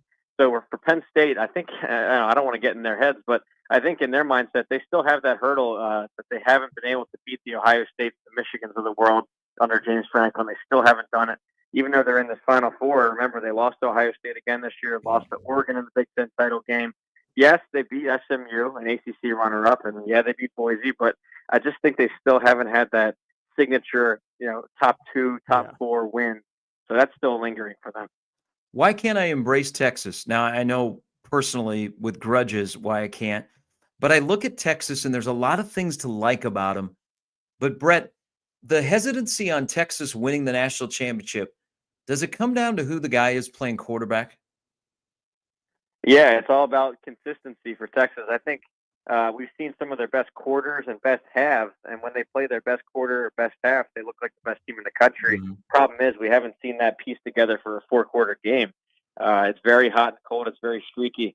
Like, for example, against Arizona State, they came out, and Sarkisian's original game script was incredible. He was scheming open, wide open receivers. They hit 2 long touchdowns right away. The offensive and defensive lines were winning. And then as the game went on, you saw Ewers miss some throws, and Arizona State lingered around. Yeah, they got some trick plays in there. The fake punt and the Scatterbo pass helped, but yeah, Texas is they let them hang around. So I think you have at their best, they're definitely one of the best in the country. But that inconsistency is what is why I have Ohio State favored. Brett, straight up question: who's got the best quarterback out of these 4 teams? I mean, it's pretty. I mean, you look down the line. It's kind of. I think Leonard is 4th, but I think it's pretty close between the other 3. What's your take on it? Yeah, well, again, Ewers at his best, I'd say, is number 1, but I just haven't seen enough of that best Ewers that we've seen in past seasons. So I'd go Will Howard right now. I think he's playing incredible football. He's got, of course, it helps to have these receivers around him. But yeah, it's such a cop-out answer. I would say that the quarterback. All 4 quarterbacks are doing what their offensive schemes ask them to do. I mean, yeah, Riley Leonard is not going to throw for 400 yards. But what he did last night against Georgia, that was perfect football for them. That's what they needed, his ability to tuck the ball and scramble for 6 yards here and there, or hurdle a guy and just motivate the team. So they're all excellent. And even Drew Aller, guy who was, I'm out here in Pennsylvania. This fan base was sick of him. They were really, really negative about him. And he's put up really nice stats this year when you look at efficiency and completion percentage, all that. So, yeah, I mean, I like all 4, but I'd say Will Howard with all the guys around him. That's why I pick him number 1. Hey, we talk about this, and you are very rational when you look at the sport, and you have reasonable opinions on the sport, and you don't overreact. But there's a lot of overreaction. It's one season. We're looking at the playoff. We're talking about seeding. We're talking about buys. We're talking about the SEC falling aside. What's a right reaction to what we've seen in the playoff, and what is the wrong overreaction to what we've seen in the playoff, in your opinion? Wrong overreaction is about how a bye week hurts a team. I think we're hearing that a lot. How the teams that had the bye were hurt by that. I think really the issue there was that 2 of them were Boise State and Arizona State. They're fine teams, but they are not national powerhouse, playoff contenders. So it's more about the teams that had those byes. So I think the correct reaction here is that it's just a different era. It's a different model of rewarding a champion. Look at the 4 teams that are left in the bracket here. All of them have multiple losses. Texas lost twice to Georgia. Ohio State lost to Michigan, a 7-6 team. Penn State lost to 2 teams in their conference. Notre Dame lost to a MAC team. So yeah, I think it's just rewarding a different type of champion. That comes with the pros and cons of an expanded bracket. The old way, you'd reward the team that went 13-0. That's Oregon. Or you reward the team that won the toughest conference, Georgia. So here it's, pros and cons, but it's just a different type of champion you're going to get. I think one last quick note, too, is that I don't know if it's this year alone or a new trend coming. I don't think there's superpower dynasties at the top of the sport that we've had in the 2010s. There's no Saban Bama anymore. The Georgia dynasty has faded. Clemson's dynasty has faded. But I think you have a little bit more of an even top of the sport, if that makes sense. Maybe there are 6 competitors every year that can win a title. Yeah, we kind of talked about that earlier, Brett. And Gary brought up a great point. There will never be sound parity between every team in college football, but there definitely, it seems like, more parity up on the top between the tier 1 and tier 2 teams. And I think that's just kind of the changing sport. I want to talk to you about, it's always back to conference realignment. And in the conversation about Notre Dame, since I could honestly walk has been they should be in the Big Ten. They should be in the ACC. They should be in the conference. And then when conference realignment happened, you had more Notre Dame people who would have said no in the past, being like, maybe we should join a conference. Now that, look, they just got paid out $14 million, right? Because they won this game. Do you think because of this and the new CFP rules, now that's kind of out of the equation, that Notre Dame, because they've benefited from this college football playoff and kind of how everything has been made up for them, do you think that may be not a question anymore, whether or not they'll join a conference? Well, the way that the sport has changed so rapidly, even since I started covering it, and it seems like all of its traditions and regionality and pageantry has almost been faded away. Yeah, I've kind of flipped my stance on this. I used to want Notre Dame to be, get in a conference, play your conference schedule. But now it's almost like, hey, if that's their unique thing, they want to be the national team that travels all across the country and picks fights with regional teams. And hey, now all teams have to win 4 postseason games to win a national title. There's no real advantage for Notre Dame. They still have to win 4 in December and January, just like everyone else. Yeah, one of them would be a conference title game, but instead Notre Dame will never get that extra bye, so they got to win 4. So in a weird way, I'm okay with it. To keep some tradition here. I like the Rose Bowl holding some tradition, and if Notre Dame wants to be the national touring team, then let it go. And they're still going to have to earn it here in December and January. Hey, we'll get you out of here on this, and Brett Ciancia of Pick Six Previews joining us. We'll talk to you next Friday ahead of Texas, Ohio State, but it'll be the morning after Penn State, Notre Dame in the Orange Bowl. Coming up on Thursday night, who's playing on that half of the bracket in the national championship game, Penn State or Notre Dame? I'm selecting Penn State here. I think that it's going to be a similar feel to the Georgia-Notre Dame game we just watched. I think you have 2 elite defenses really on both sides. But the difference here with Penn State that I see is they have more dynamic weapons on offense than Notre Dame provides, or even what Georgia showed last night. Tyler Warren, the do-it-all tight end, the Mackey Award winner, the duo of 5-star running backs there with Singleton and Allen. I think that's what puts them over the top comparing to a Georgia or Notre Dame themselves. So I'm going to go Penn State. Big game Franklin now all of a sudden is going to ride into the national title with a potential rematch against Ohio State and all Big Ten games. So let's see, but I'm going to pick Penn State Thursday night.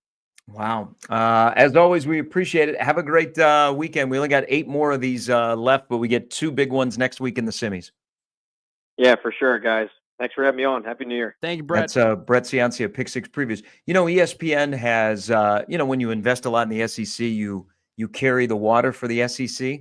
Yeah. And ESPN has gotten a lot of pushback. I mean, look at Herb Street, the reaction towards him, a lot of the comments that have been made by ESPN, their game coverage, even yesterday at the end of that game, you would have thought that the SEC still had a pulse. Yeah. But ESPN has to realize that they have lucked into an incredible Final Four and an incredible championship game if you're looking at fan bases that are going to draw TV ratings. Look, I mean, you could maybe make an argument for 1 or 2 other brands, but if we're just picking, 4 great brands to have as your 4 teams, man, did they, like you said, they got lucky.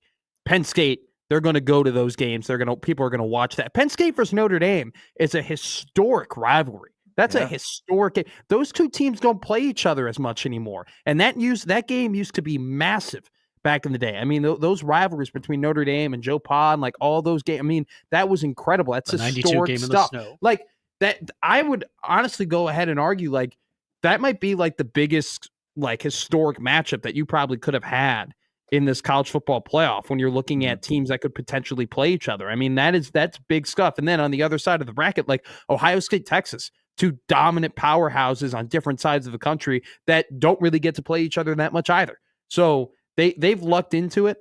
They've done a really bad job with their SEC bias. They've done, and they choose to employ who they employ.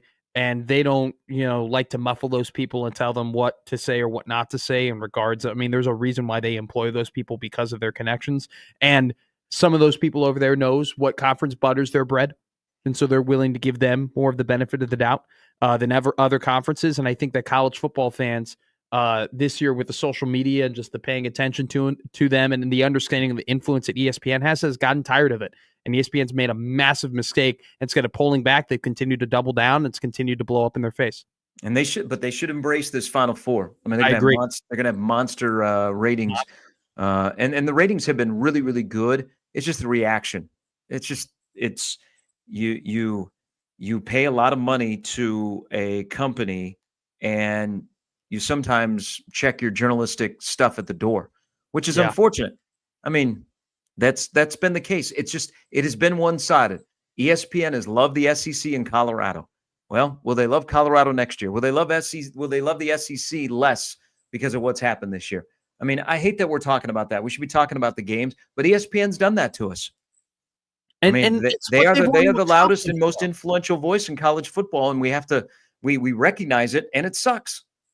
Well, they've accomplished what they wanted to accomplish because there's one SEC team, which really isn't an SEC team. It's a Big 12 team that is in Southwest Conference. Yeah, there's one SEC team in the college football playoff. And what are we talking about on Omaha radio right now? The SEC, right? This is what they've accomplished. This is what they want us to do. This is why they do what they do. And they look at the conversations they're having, and they don't look at the negativity and say, oh, we're messing up. They go, no, look, they're talking about the conference we like. We're doing what we want.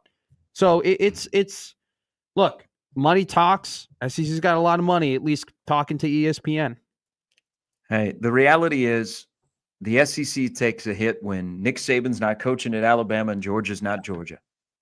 Yeah, and LSU's not LSU, and Ole Miss isn't the powerhouse that Kiffin keeps promising it's going to be. There are teams taking a step back, man. There are major teams in that conference taking a step back. I'm not going to overreact to that. I think it's 1 year we need to relax because what happens next year if we're sitting here a year from now and 3 of the 4 out of the SEC? That's fair. It's great for college football. I'll tell you what, it's great for Northern college football that Ohio State can have a wide receiver U and kids can look at it and go, oh man, you can go to the NFL at wide receiver in a place where it snows. Yeah. People in the North, in South Bend and Ann Arbor and Columbus, then the Rust Belt, they can play football? What? It's not just in the South? I mean, that's one of the benefits if you're trying to latch onto some coattails from Nebraska's perspective is Northern football never went away, but it kind of did, and now it's back. I love it when running the ball in defense wins you big games, and that's what these teams do. They run the ball, and they play great defense. Yeah. All right, coming up later on, Mike Schaefer, Matt Verzal, and Wilson Moore. I have to step out. We're headed to Fargo. Hey! Everybody get excited about driving on Interstate 29 to go south to Fargo. Matt and Jimmy will carry you the rest of the way. We'll be back in on Monday with lots to talk about. Enjoy the basketball. Kraton's on today, and then a big game for Nebraska against UCLA coming up on Saturday, which Matt and Jimmy will talk a little bit more. Guys, be good. We'll talk to you on Monday. Yeah. Hey, have a safe trip, partner. We'll see you next week. Thanks, guys. All righty. Feels like the parents have left. Wrong one. I should turn mine on. Hey, yeah. Parents have left. Let's have a good, fun 2 hours here on 1620 The Zone. You're listening to Gary and Matt.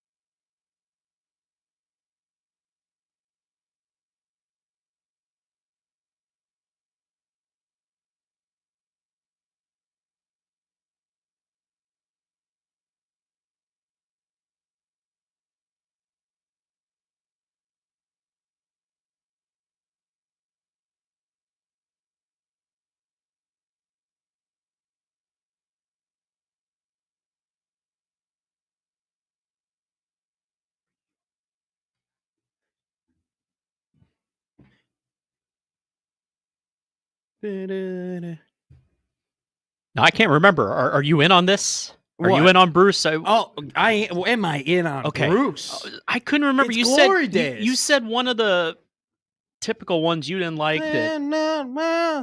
Okay. Make you look like a fool. I know it's a rule. I don't like Bruce Springsteen and the Christmas song. Okay. That's fair. Yeah, because it gets overplayed, and it's like not. I don't know. My problem with Bruce is that Bruce doesn't always like sing. Like sometimes he's just talking. No, it's not. Wait, that's Eddie. Never mind.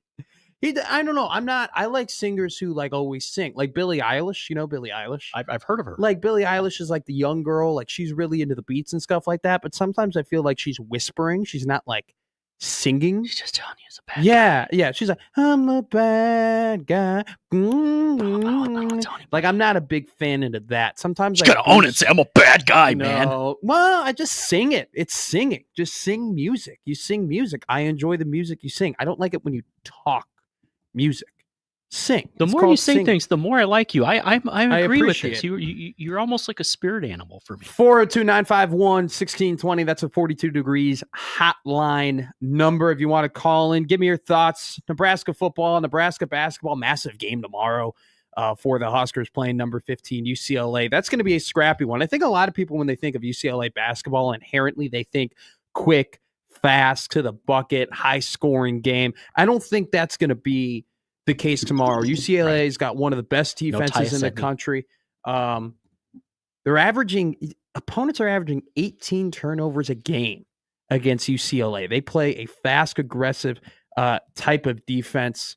Third in the country in opponents' points per game, 56. Huskers going to have to grind one out. It's been a heck of a long time since they've lost a Big Ten conference game. Will you be fanning it up there tomorrow? I will be there. Good for you. I will be there tomorrow. I try and go to every game that I go to. I love going to PBA. It's got to be up there with some of the best venues in Nebraska. Like it seems like it'd be a fun. Not that I haven't gone to games there, but it just seems like it's a nice time. Nice area.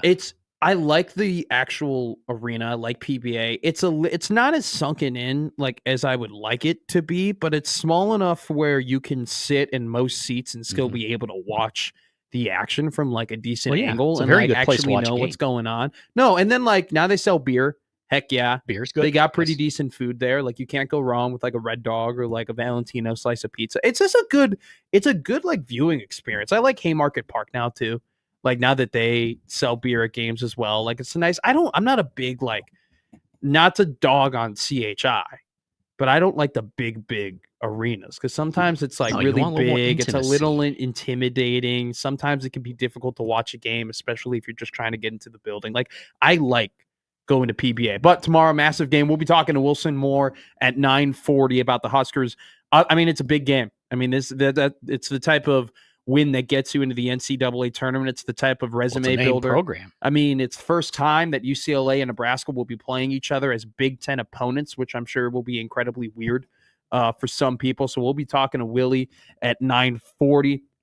Shout out to the chat. Chat's been active today. Captain's been in there. Mike Jackett's been in there. Vince Watson. Jackett says the portal has completely changed the landscape. Those SEC teams can't hoard 5-star depth. Couldn't agree more. I mean, that's what it's really boiling down to. Like sometimes, Jimmy, I feel like people say, well, Nebraska has gotten worse this season. Nebraska hasn't, they don't look as good in week 8 as they do in week 2, right? Or Colorado was the best they looked all year. Why are we performing our top, our best early in the season? The difference is that when Nebraska gets hurt, it matters. It hurts. When Tommy Hill goes out, it hurts. It matters. When guys up front, when the O-line, when Teddy Prohaska gets hurt, when Corcoran gets hurt, when these guys on the front end, we saw it a couple years ago when all the wide receivers went down, right? Marcus Washington went down. Garcia Castaneda went down. When these guys at Nebraska's program in its current iteration get hurt, it matters.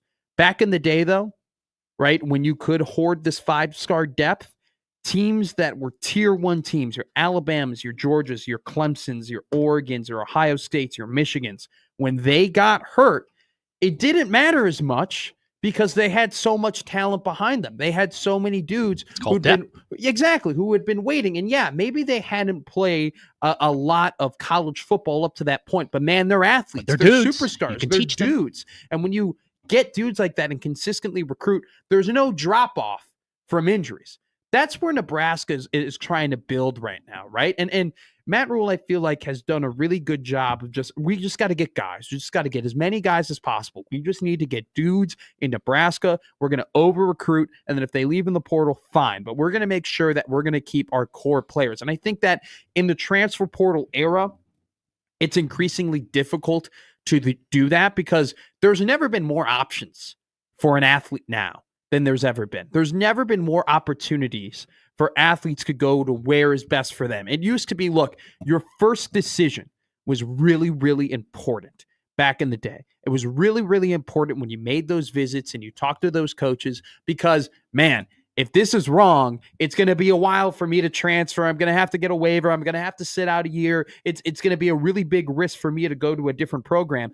Now you were discouraged from transferring. Exactly. Now it's like, well, if this doesn't necessarily work out, then I could go somewhere else. Like, I can find a better opportunity elsewhere. And you can get into the weeds in that conversation of whether or not it's good for the sport because, guys could be making decisions for money, and then be like, well, I'll just go here for the bag. And if it doesn't work out, I'll go somewhere else. But the point being is that it's just going to be really hard for the SEC to be the SEC of old because they don't get to hoard that talent. Well, everybody anymore. gets to do it. Everybody gets to pay. Everybody gets to develop. Everybody gets to go and grab your players. And talent acquisition has never been more important. But more important than talent acquisition is player development. It is way more important now than ever to develop talent because you're going to be getting a little bit less talent because there are going to be way more people who are going to be able to go and get those guys and swoop in. I mean, you got to start thinking a little bit that these teams in the South are looking at Nebraska and being like, man, how did they make an impact in Florida? How are they? Florida State, Florida, UCF, teams in that area are looking and being like, man, like we should have guys like Willis McGahee. We should have guys like Vincent Schaefer. Seriously, if you're Miami, you're asking, how does a McGahee get away from us? How does a Barney get away from you? You're thinking, man, like how is Nebraska in the middle of the country where the weather is cold and it's windy, getting these Miami kids? How are they flipping Cortez Mills? How are they grabbing those type of guys? And it's because of this era, because of the NIL, because of the transfer portal, because they're able to give money. And so I think that you have to be on the forefront of development, and you have to be on the forefront of coaching. I look at Notre Dame. They're on the they recruit well. They recruit really, really well. Marcus Freeman is able to connect with these guys better than I think. He made Notre Dame likable. Incredible. Because you're not wrong. There are a lot of people that don't like the Irish just like you. Yeah. And it's completely like, yeah, of course. Nobody likes them. Exactly. Marcus Freeman has done the impossible. He's made them likable. But what he's also done, there's a reason, is he's developed these guys. Because look, you talked to Notre Dame fans 2 years ago, and they were losing to Stanford at home. They were losing to Marshall at home. There were some real questions of whether or not he was the guy. There were some real questions of whether or not he could do it. There were people looking at each other and being like, maybe he's in over his head. Maybe we should have made the splashy hire. Maybe we should have gone out and got the big money guy. Maybe this kid, giving him this opportunity, he's a good DC, but maybe he's not a good head coach. Yesterday, he proved he's not just good. He's not better. He's great. Yep. Who outcoaches Kirby Smart? And even Kirby's face at the end kind of be like, they got us, man. Who outcoaches Kirby? No one's done that. The last couple of years, no one outcoaches Kirby Smart. And he's so steady. The roof could be falling in. And Marcus Freeman's like, we're good. We got a plan. We're going to be all right. But what has he done, man? He's gotten these guys. He's gotten this talent. He's gotten them to believe in him and believe in his defense. His offense, look, I'll continue to give them crap because I don't think they don't look like a national championship offense. That's neither here nor there. You could have said that about 0-2 Ohio State, even though they had Mo Claret. That's a good point. But that defense, man, they fly around. That's his defense, and that's his scheme. That's his belief, and they play for him. And so, but he's getting this talent. He's developing this talent. I was watching the game yesterday. And when you watch games like that and you have Nebraska football on your mind and you're drinking a beer or two, which, by the way, is football a beer watching sport? Absolutely. Like, is it? No, but like, is it only beer? Like, is it weird to have anything other than beer when watching football? No, you can have whatever you want. Some Now, people want the hard stuff. But like, can you have a hard stuff the whole time during a 60-minute game? Wouldn't that be a little difficult to have? I mean, you're like, going to 3 kind of have Tito's to. and sodas. Oh, 3. Yeah, you could Or have 3. 4. You You could think 3 you or need 4. 4? Hell yes. I Now don't you're know. not chugging them. If you're chugging them, then that's kind I of think the unless social you had a bad acceptable day. way to watch football is a beer and then you mix in one mixie. Okay. And then you go back to beer. Okay. Is that a hot take? I wouldn't say it's so much a hot take, but it's definitely one I should test. If you're having for science multiple purposes. hard liquor drinks during a football game, I'm not. Remember, this is Nebraska. There You're are a lot still- of people well, listening. They're like, you're still going to be my look. I'm still going to love you. You're still going to be my friend. I'm just going to be like, oh, okay. Like, oh, you go hard in the paint. Like, oh, you like your drink. You're I don't talking know. to someone who went to and covered a lot of Kansas football good games. point. It's a miracle I didn't do heroin during those games. And it wasn't for lack of trying. I just don't think there's anything better than like 4 Busch Lights during a football game. I can hear the hell yeses coming from our friends in Ames. I think that's like 1 Busch Light a quarter, and then 1 Busch Light at halftime is probably the best way to do it. 429511620. Yes, this is 42 actually a degrees great point It that is Matt's making. No, I know. But back to Nebraska. So I'm watching this game, and when you always have a mind on the team that you cover and the school that you went to, I always go back to, well, why can't this be us? Why can't it be Nebraska? Why can't Nebraska? What's holding back Nebraska from being at this game? How are these teams different from Nebraska? What are they doing differently?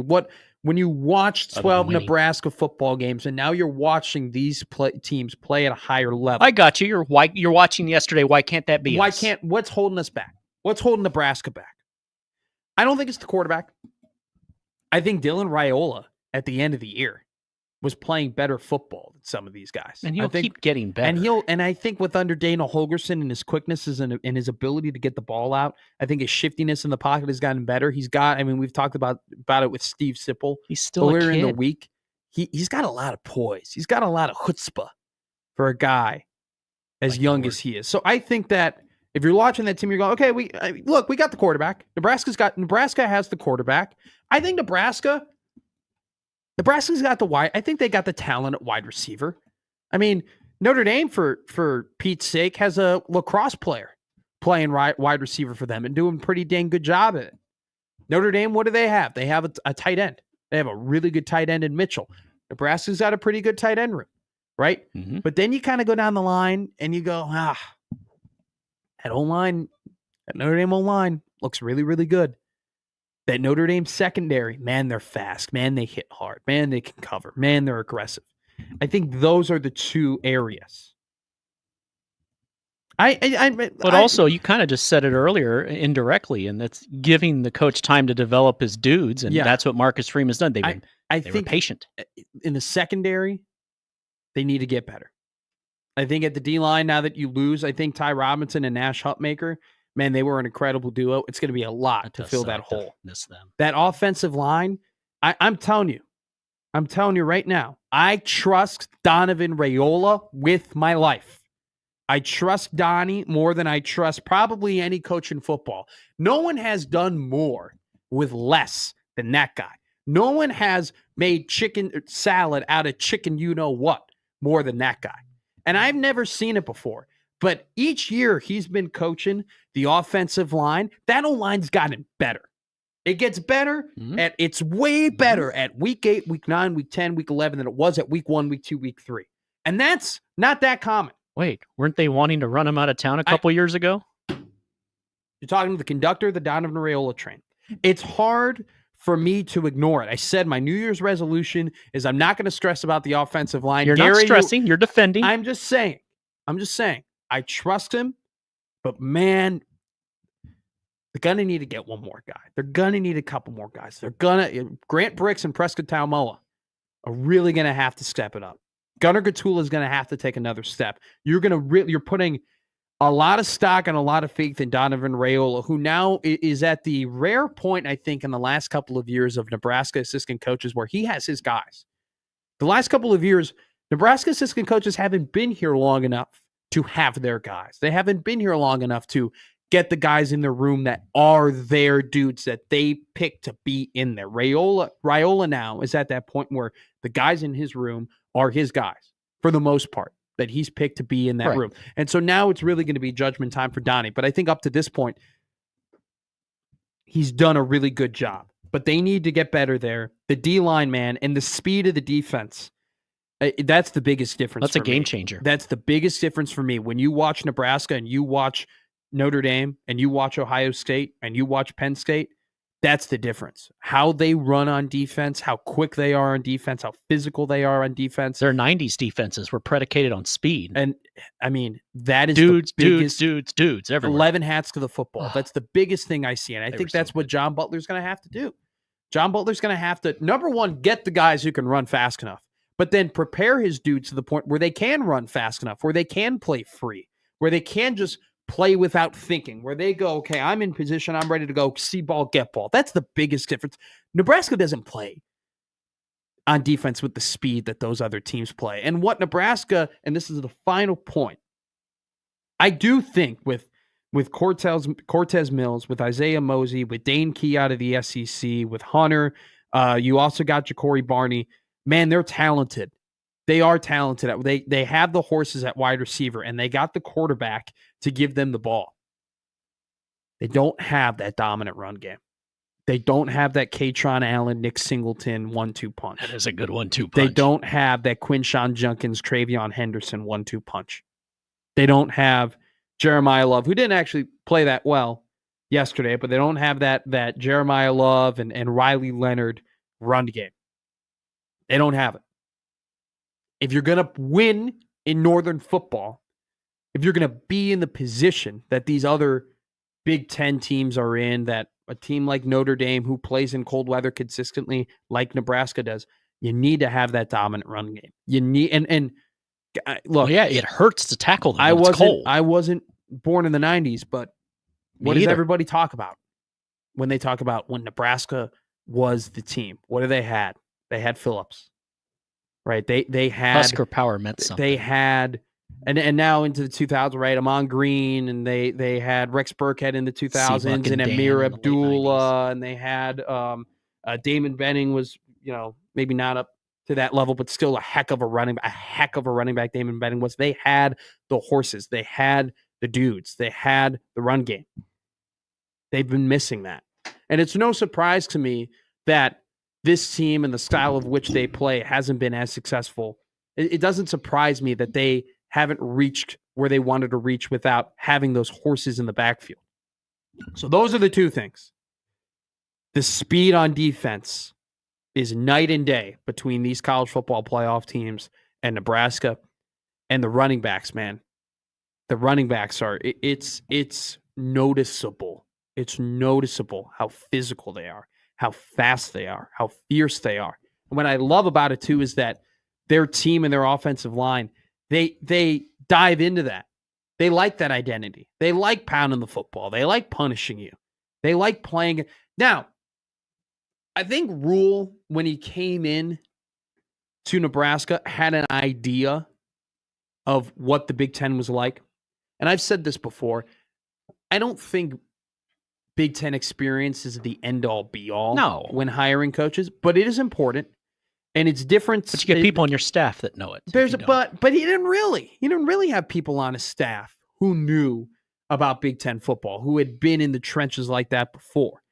I think the only one was Raiola, right? I mean, Garrett McGuire didn't have that experience. No. Satterfield, I don't think, had that experience. Oh, well. I don't think Cooper had that experience. I don't think Dvorak had that experience. I don't think Knighton had. I don't think any of those guys, other than maybe playing Big Ten teams in college, had the experience of Big Ten football. All this to say, I think it was Matt Rule had an idea of what Big Ten football was, but he didn't really know it. And I think he went into it thinking, okay, this is how we're going to play, and this is what Big Ten football is. And I think that might have constrained himself and constrained the offense and the offensive identity and idea that Marcus Satterfield had, where Satterfield was way too focused on pounding the ball and running out the clock and having time of possession more so than he was worried about actually scoring. where Big Ten football can be about physicality and can be about running the ball, but you still can be aggressive. It's way more open. You can be way more creative in what they do. And I think that's why pivoting to Holgorsen has been by far the best move that he's done within his coaching staff so far. Well, and credit to him for getting over himself and saying, hey, like he said, I need somebody that knows a little bit more, so I went and got someone. Not many people would have the class and fortitude to sacrifice their own ego. No, I'm telling you, we're going to do it our way. There are lots of coaches like that. But when you say, no, we're going to make a radical change. Why? Because I was hired to get this right. Yeah. And this is going to help us get it right. So let's go. Let's do it. Well, and I think that's why Dana's here. He's that UCLA loss kicked him in the ass. Yeah. And the panic button, because I think they were a little nonchalant in that program. I think they were like, look, typically we only win one. Like, this is what we do. Year one is a rebuilding year. Year two, we're a little bit better. You see the pieces are there. Year three, we take that jump. And I think that year one, them being 5-7 in their head, they were like, well, we're ahead of schedule. Right? Typically, we only win 1 to 2 games. Right. This year, we won 5 with a lot of the guys that aren't ours. We've inherited a really 4-8 quarterback. a 4-8 football team that got their head coach fired 3 games into the year. And we've taken a lot of those pieces and we've turned it into a team that really should have made a bowl game. So they were ahead of schedule in their heads. And then they start off 5-1 and they're like, man, already. Like, we're a year ahead of where we're going. And then they lose a tough game to Illinois. And they go, okay, like, we're all right. We'll figure it out. We'll figure out. You know what? Indiana, that's a good opportunity for us. That's what if we're going to go. We're going to go on the road. We're going to play a ranked 50-67. Ohio State, they're down. Man, that Indiana game, we're back. Did a lot for them in terms of lowering their confidence. But they said, you know what? We're going to be fine. We could beat Ohio State. They almost did it. Hey, Notre Dame wins that game. Ohio State doesn't win the national championship. They don't get in probably at 9-3 after a loss to Michigan. It's probably curtains for Ohio State. When you're looking back, I mean, revisionist history looks back and says, man, like if Raiola makes that pass to Banks on the sideline, or if they were able to punch that ball in with Dante Dowdell at 4th and goal on the 2-yard line, it's a different college football season, completely differently. Isn't it crazy when you think about that? And they may win it all. And they may end up. You see it in the NFL. We talked about the 2010 Packers earlier. Yeah. That game you're at, if they don't win that game, they don't get in the playoffs. History's changed. Sure. But then they go and they're like, okay, we played well against Ohio State. The tide is turning. We know that we can compete with teams at the highest level. Let's beat UCLA. Let's beat this UCLA team that, they just beat Rutgers, but man, like they're not as good as we are. They're coming on the road in November. We have the advantage here in terms of travel. We have advantage here in terms of talent. We have the advantage all over the board. We're going to win this game. We're going to beat this team. And they play the worst game they have probably under Matt Rule. Maybe that Michigan State game last season, maybe that takes the cake over them. But they play a terrible game. And that was the switch. It was disheartening. That was the put up or shut up time. That was Matt Rule saying, all right, we got to pivot. We got to do something. We got to pull the strings. We're not ahead of schedule. Now we're behind schedule. And he might have done this after the season, but then he realized, he goes, we got to do it now. And you know what? Maybe keeping Raiola around was a part of it too. You know, I really do think that whether or not Dylan was still going to be around next season, and that's kind of your pillar of the program, maybe getting Holgorsen, which maybe is that fair. Decision had a lot to do with whether or not the future of your 5-star quarterback was. And so they make that decision. And look, so far it's worked out. Maybe in the days pre-NIL, he doesn't do this midseason. So far, the offense looks better. So far, I like the Butler hire. They got a long, long ways to go until they're competing with those 4 teams that are in the playoff. Have a good spring and a good summer. They have a long, long way to go. But I think in this last month and a half, they've proven to me their head's in the right space, that they're on the right track, that they're trending in the right direction. Look how happy they were after they won that game. They're like, oh, it's just a pinstripe ball. No. It doesn't matter what game it was. They were happy. They are climbing the hill. They got a taste of it. They were barreling down the hill like an avalanche, like a bad snowball. And Rule went and he stopped it. And he said, okay, we'll will push it back in the right direction.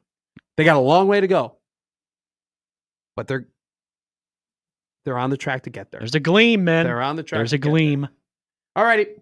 We'll keep it going here. Gary out right now. He's traveling up to Fargo, North Dakota as the Omaha Mavericks take on the Bison of North Dakota State. We still got a lot to talk about. Still got college football playoff to talk about. Still got Nebraska football to talk about. Man, Kraton plays a big game tonight against Marquette. Nebraska plays a big game tomorrow against UCLA. There's a good slate of college basketball, Big Ten, Big East. So, hey, it's not bad. We're still in sports heaven right now. We're still enjoying football. Last week of the NFL regular season, a lot of things going on. So stay here on 1620 The Zone. You're listening to Gary and Matt.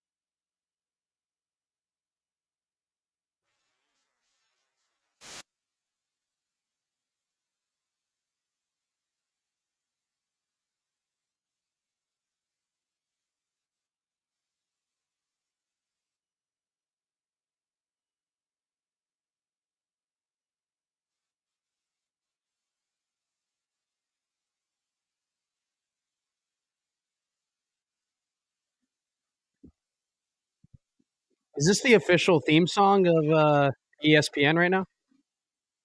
Not anymore. Is this how they introduced the SC Top 10? I mean, hey, you're listening to PTI, and you just hear this song in the background. You're not playing this song a whole lot in the South right now. Thought it was at a game at Bryant Denny. Kind of rough week. You hate to see it. SEC. Paul. Well, you know what? Hey, give them credit where credit's due. SEC football has had a rough. SEC basketball is saying, Yeah, "Hey, they're doing okay. whoa, we're not a part of this. We're not part of the demise of the SEC." Basketball's being like, "We're doing our part." 10 ranked. Have you seen that? 10 ranked teams in the SEC. I mean, in when you basketball? have 41 teams in the league, you're probably gonna get. Hey, the Big Ten's got That's a lot true. of teams. Big Ten has too. 52 teams. Massive week. I mean, listen to this. This is just the SEC. This isn't college football. This is just Basketball what's going conference. on this week in the SEC in basketball. Number 6 Florida plays number 10 Kentucky. By the way, that's at 10 a.m. on ESPN. Why? I have no clue. I shouldn't complain. I bitch when the games are late at night, so I should be like 10 a.m. Okay, good. That's in Lexington. Kentucky's a 1.5 point favorite. Then at 11 a.m. on the SEC network, you have 12-1 Georgia, probably should be ranked. They play number 24 Ole Miss. Then at 12 p.m. on ESPN, you have number 23 Arkansas play number 1 Tennessee. Then at 5 p.m. on the SEC network, you have number 12 Oklahoma play number 5 Alabama. Ooh, that is ridiculous. That's pretty good. I mean, that's an insane slate of college basketball. And it's all like, other than Baylor playing Iowa State, and that game's at 1 o'clock on CBS, I'll be watching that one. Iowa State, man, that's a team that I watch them play. Gary watched them play in person. That's a Final Four team. Iowa State. They play a big physical brand of basketball. Do love me some Hilton. Favorite road place to call a game. They'll play Baylor. That'll be a really good game. Another big game tonight. Let's talk Jays. It's a big game tonight. I don't think I can't wait. I want to talk about it with Connor Happer, but and you can too. This is a little bit. This is the type of game where it's like, in my 5 years of covering this state in terms of sports, this is some of the lowest morale that I've seen Kraton Blue Jays fans. Typically, they're walking around. That's true. They have been pretty puff out their chest. They typically walk around. They're peacocked. We got Shireman, we got Alexander, we got Kalkbrenner, we got Ashworth. They got the horses, they got the dudes, they got good teams. They're a little sheltered right now. Good reason. I mean, this season's been tough. You go ahead, you beat number 1 Kansas at home, and a hell of a victory that you think is going to spark an incredible regular season run that's going to lead into the NCAA tournament, that might lead to them making that incredibly elusive Final Four, maybe even a national championship. They may never lose again after that game. They were unstoppable that game. Crowd was behind them. The team was Isaacs was great, and then Mac was vibing. It was great, and then Pop goes down, and that sucks because Pop's a hell of a player, man. Yeah, right. But Pop goes down, and then you lose a couple games, and things sort of spiral a little bit. But then you get the wagon back on. Okay, you beat UNLV. You play Alabama on the road. That's a really tough game. They didn't win, but they played well enough. It was competitive. They came back from 17 points down. They made it a game, and then you go to Georgetown in a game that I called a potential panic game, where you're on the road and you're playing a team that historically you've beaten down on the last couple of years. COVID throwback game in there. Georgetown, was on the up and up at the time. I haven't really checked into where they're at this point. That's okay. No one cares. Win. They came out, man. They were firing. Georgetown was firing, and Kraton just did not have. They didn't play well, and they were in a bad spot. And I think that Villanova game was really the put up or shut up game. That Villanova game they played really was what are we? Is this going to be a team that rallies? Is this going to be a team that goes under the adversity, turns it around, and says, okay, guys, you know what? We still got guys. We still got Kalkbrenner. We still got Ashworth. Still got Mac. We still got knows what he's McAndrew. doing. We still got one of the best coaches in the country. We still can. That was that game. If they had lost that game, it would have been a pit of countdown to baseball. Desperation. A pit of despair. A pit of...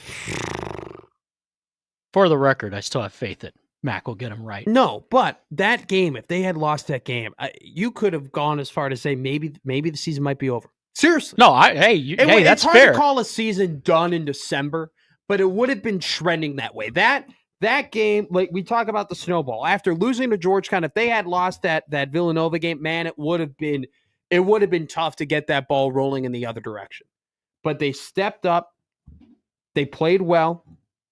I mean, they're big guys. I mean, McAndrew had 13 points. Kalkbrenner had 20 points or 23 points. Ashford had 20 points. Jemiah Neal had 20 points. They win a tough game against St. John's. They've now, after losing Pop Isaacs, after losing that Georgetown game, they're finding their way. They've put themselves back on the track. But tonight is the game. Tonight is the night that you're back if you do it. Tonight is their opportunity. If they shock the world and win at the Pfizer Forum, which, by the way, if they want to win, they probably should have brought me on the bus. I don't lose. I don't lose at the Pfizer Forum. I'm undefeated at the Pfizer Forum. What about the Bradley Center? Bradley Center, I lost a lot. And so did the Bucks for many years. A lot at the Bradley Center. Yeah. But this is the night. And it all comes down to me. It always comes down to Jemiah Neal, right? Because Pop Isaac was that secondary ball handler, that glue piece in between Ashworth and Kalkbrenner, that guy that kind of brought the team. It made it whole. It made it a unity. Jemiah Neal now needs to be that guy. When Jemiah Neal is turning the ball over and isn't playing his best basketball, Kraton doesn't have a shot. And that's what it'll always come down to. But tonight is their opportunity, their golden opportunity to take this season, which at one point seemed a little bit lost after the Georgetown loss and the impending result of Villanova.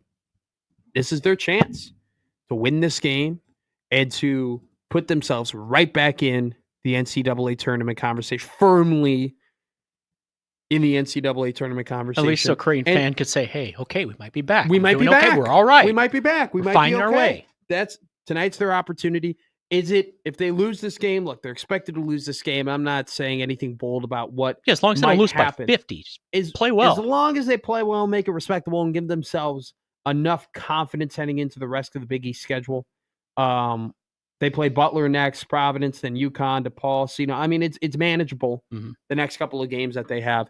Tonight's a big night. Nebraska basketball tomorrow will also have a big night. They'll play the UCLA Bruins in what I predict to be a slobber knocker of a sloppy defensive basketball game between two really good basketball teams.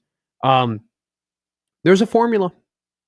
Like Nebraska, we've seen how Nebraska wins games. They know how they have to play in order to beat teams in the country. They have to play good defense. They need Bryce Williams to be an alpha. They need perimeter shooting and complementary shooting from Connor Essegian.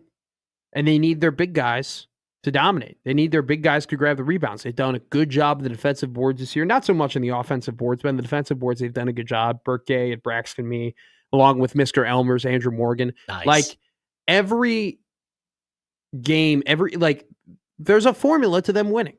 Play solid defense, and Bryce has to step up.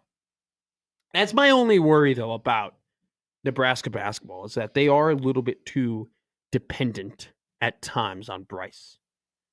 This team, I think, could be a top 6 seed in the NCAA tournament if they had a number 2 alpha.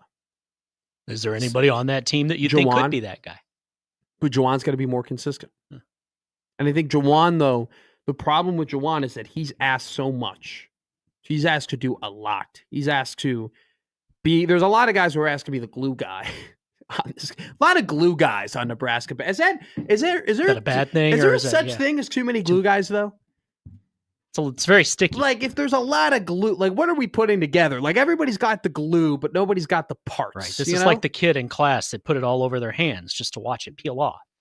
I think it's one of those things where if they, like, when Bryce is playing, look, Bryce a lot of dead Williams, horses. let's call a spade a spade. Bryce is playing like the Big Ten player of the year. I mean, he's got some competition. Tanji over at Wisconsin's playing really well. Nick Martinelli's playing pretty well. Kasparis over at Illinois is playing pretty well. I'm probably missing a boatload of guys. But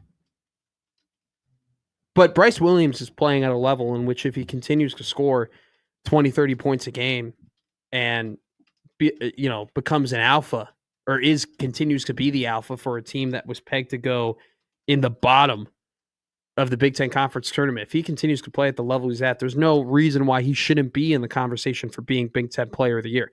All this to say, tomorrow's going to be a really difficult game.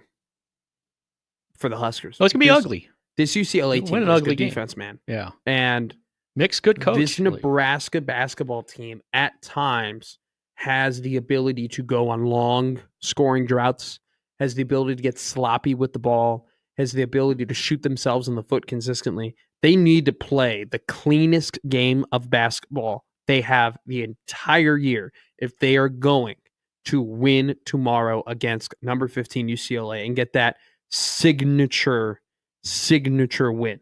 They need a signature win.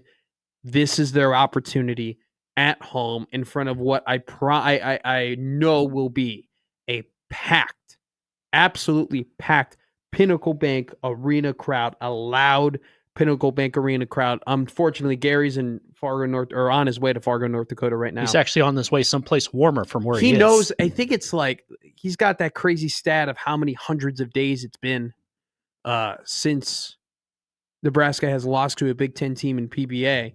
Man, it's special. Nebraska basketball. I mean, you got me wanting to go to the game, and I have a hard time wanting to leave my couch. If you're the athletic department, man, like Fred Hoiberg has set a really high bar in terms of like how much excitement and pride this team can garner when they are playing at a high level. So I think tomorrow, I mean, it's a massive day in just Nebraska sports in general. But weather's going to be awful this weekend. Basketball's played indoors. It'd be a great day to go to a game. It'd be a great day, man. Kraton, Roof will be closed. my eyes will be on that Kraton game. I mean, that's going to be a really, really big game to see if this team can, I'm not going to say pull the season out of the ashes, because that's just really dramatic, and that's not where they're at right now. But if you play the right way, a lot of season left. Even if you lose, you can turn things around. Building off what you do tonight. A close competitive loss does wonders, you know. We can get them. Restores some confidence that they have in the team. What you don't want is they come out and just flat, because then that's a bigger problem. If you can't get up for this game, then I mean, we're having a different conversation. This isn't I'll say this though. This isn't a bring your own juice game. This is not. There'll be plenty of juice in There's there. plenty. The Pfizer Forum is made by Miller. There will be a lot of people there to watch this game. Be a lot of. I mean, look, this is a big opportunity against a really good team, a team that's playing at an incredibly high level. So it'll be a good game. I mean, when these two get together, it's usually a good game. We got Kraton basketball tonight taking on Marquette, Nebraska basketball tomorrow taking on UCLA number 15. We miss anything? I mean, the big games this week. Battle for the North. You got the SEC covered. Minnesota versus Detroit. Winner take all. Yes. That'll be incredible. First time that home field has been decided like that in 30 years since Emmitt Smith separated his shoulder 30 years ago yesterday. That's the Sunday. Led your Dallas Cowboys to an NFC East championship, a number 1 seed on their way to a second consecutive Super Bowl. They used to win them. It was great. I thought it would go on forever. I was 10 years old, and here I am many years later. Kind of a stinky NFL slate. Oh, yeah. Most of it's terrible. I mean, it's the bad. Broncos unis this weekend, though, fire. They deserve to win by 100. See those. No, they're wearing the throwbacks. That's going to be really funny. The whole day is going to lead up. That's what the song says. To Minnesota versus Detroit. What do you got in that? Detroit at home. Really? Yeah. Everyone, the hot pick, everyone wants to go with Minnesota, and they're good. Hey, we got a lot of Vikings fans that interact with us. Shout out Schaefer. But I do think Detroit will win at home. I talked a lot of crap about Sam Darnold. And Minnesota will roll the 4 seed. Minnesota's good, man. Yeah. Sam Darnold's good. Oh, they can win it as Justin, a 5 seed. I'll tell you right now, I think the most underrated signing in the NFL season has been Aaron Jones. He's done wonders for that Minnesota Viking team in what he brings, not only in the run game, but in the pass blocking game as well. He's one of the best pass protecting running backs in the NFL. All righty. Well, look, we've covered that. Nebraska basketball tomorrow, Kraton basketball today here on 1620 The Zone. What time is tip-off? Is that for Kraton and Marquette? I believe 8 is what Gary said. It's an 8 o'clock game here on 1620 The Zone. You can listen to our very own John Bishop call that action. I'm sure he's already in Milwaukee right now. We got a really great lineup coming up for you at the top of the hour. We got the impeccable Mike Schaefer at 9. They'll be joined by Matt Verzal at 9:20, and we'll be finished with Wilson Moore talking Nebraska basketball at 9:40 to wrap up the weekend. It's a football Friday Here on 1620 The Zone, you're listening to Gary and Matt.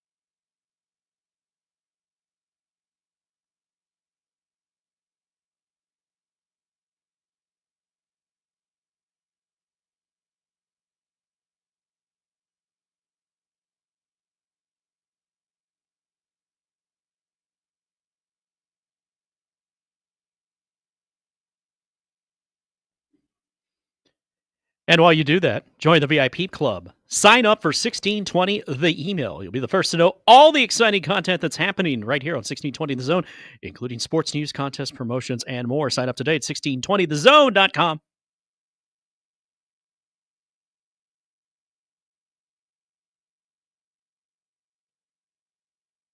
So I'm officially Omaha Matt. Congratulations. Moved in. Moving in sucks.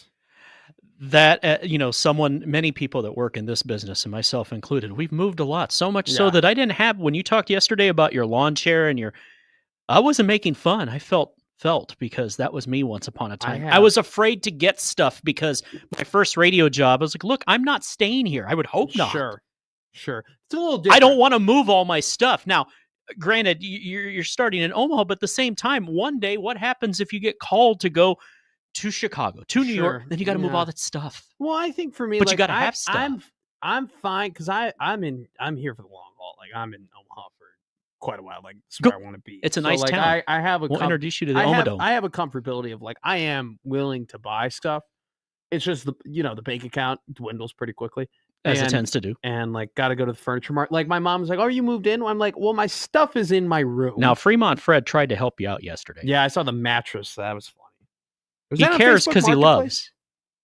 Was that on Facebook Marketplace? I think so. I might buy it. Yeah, he'll check in. Yeah, I mean, Might be he's the just trying to cheapest help. option for me. I'm going to go to Nebraska Furniture Mart and be like, what is the cheapest setup you can give me that includes a bed and a mattress? There's a mattress with some stains on it in the alley. Run you about $35. Yeah.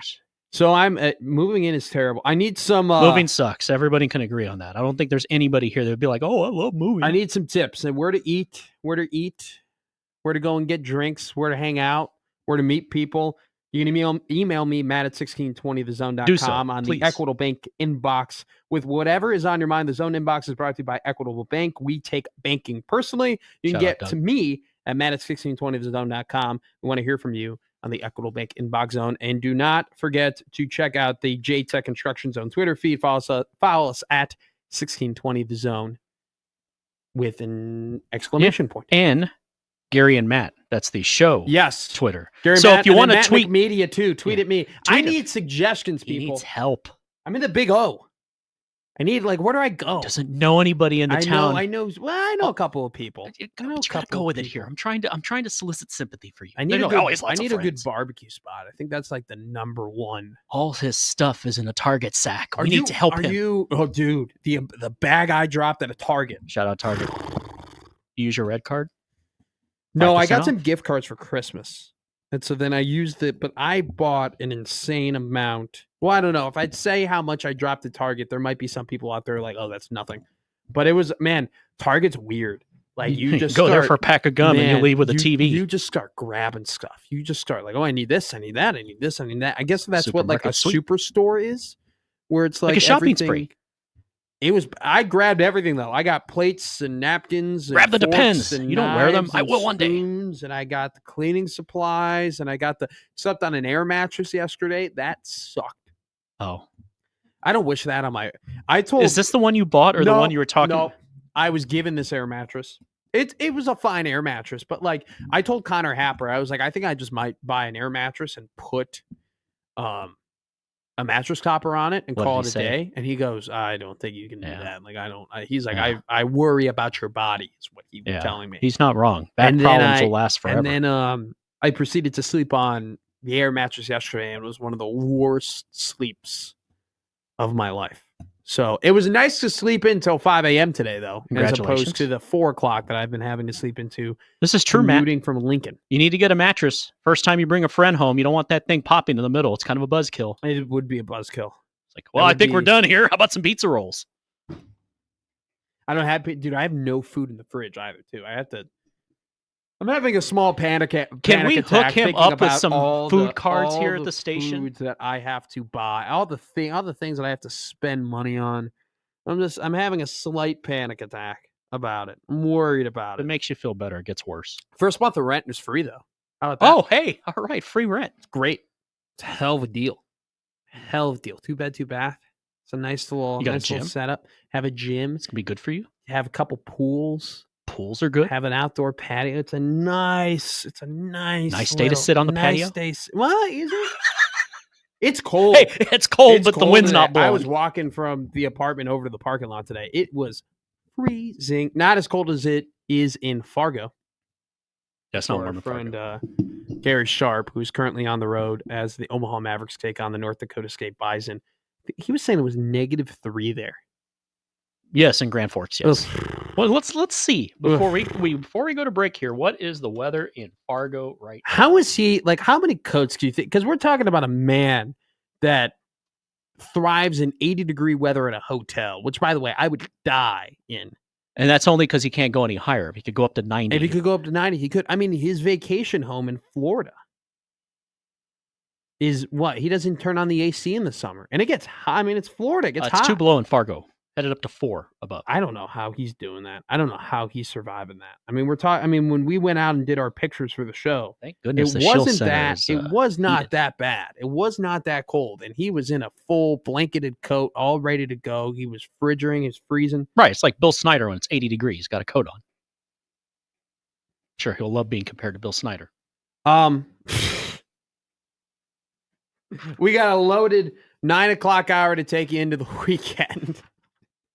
We got Mike Schaefer coming up at 9 o'clock, followed up by Matt Verzal at 9:20, and then we'll end the very short week, by the way, a very weird week. We started yesterday. We end today. We'll be back for a full week on Monday. 2-day work weeks. I'm all for them. I'm all for them, too. Maybe we make that the norm. Wilson Moore at 9:40 will close out your week in one of the very few football Fridays we have left here on 1620 The Zone. You're listening to Gary and Matt.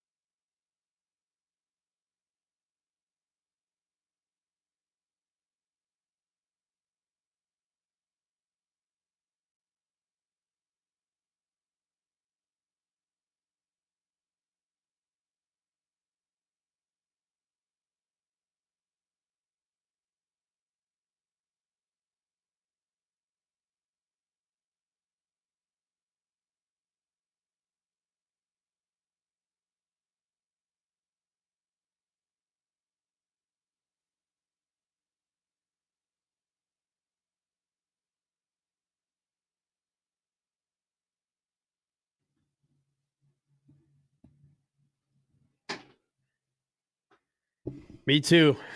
Me too. On the air mattress with everything on my mind. And another guy who's having trouble to sleep as the sport that he loves continues to dwindle into chaos. It's Mike Schaefer joining us from Husker 24/7. Hey, his team is good. Oh, no. His team's incredible. Mike, you there, my man? How we doing? Dude, oh, yeah. Are you excited for Sunday? Yeah, I mean, feels like this is the longest week ever because of that. But yeah, I'm pretty excited for it. I also don't love that it's the 7 o'clock or the 7:20 start, because then that's even more waiting. I know.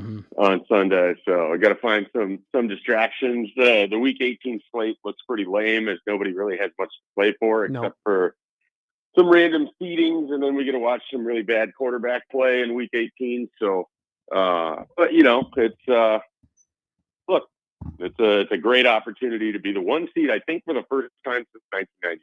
So. Biggest regular season game of your lifetime?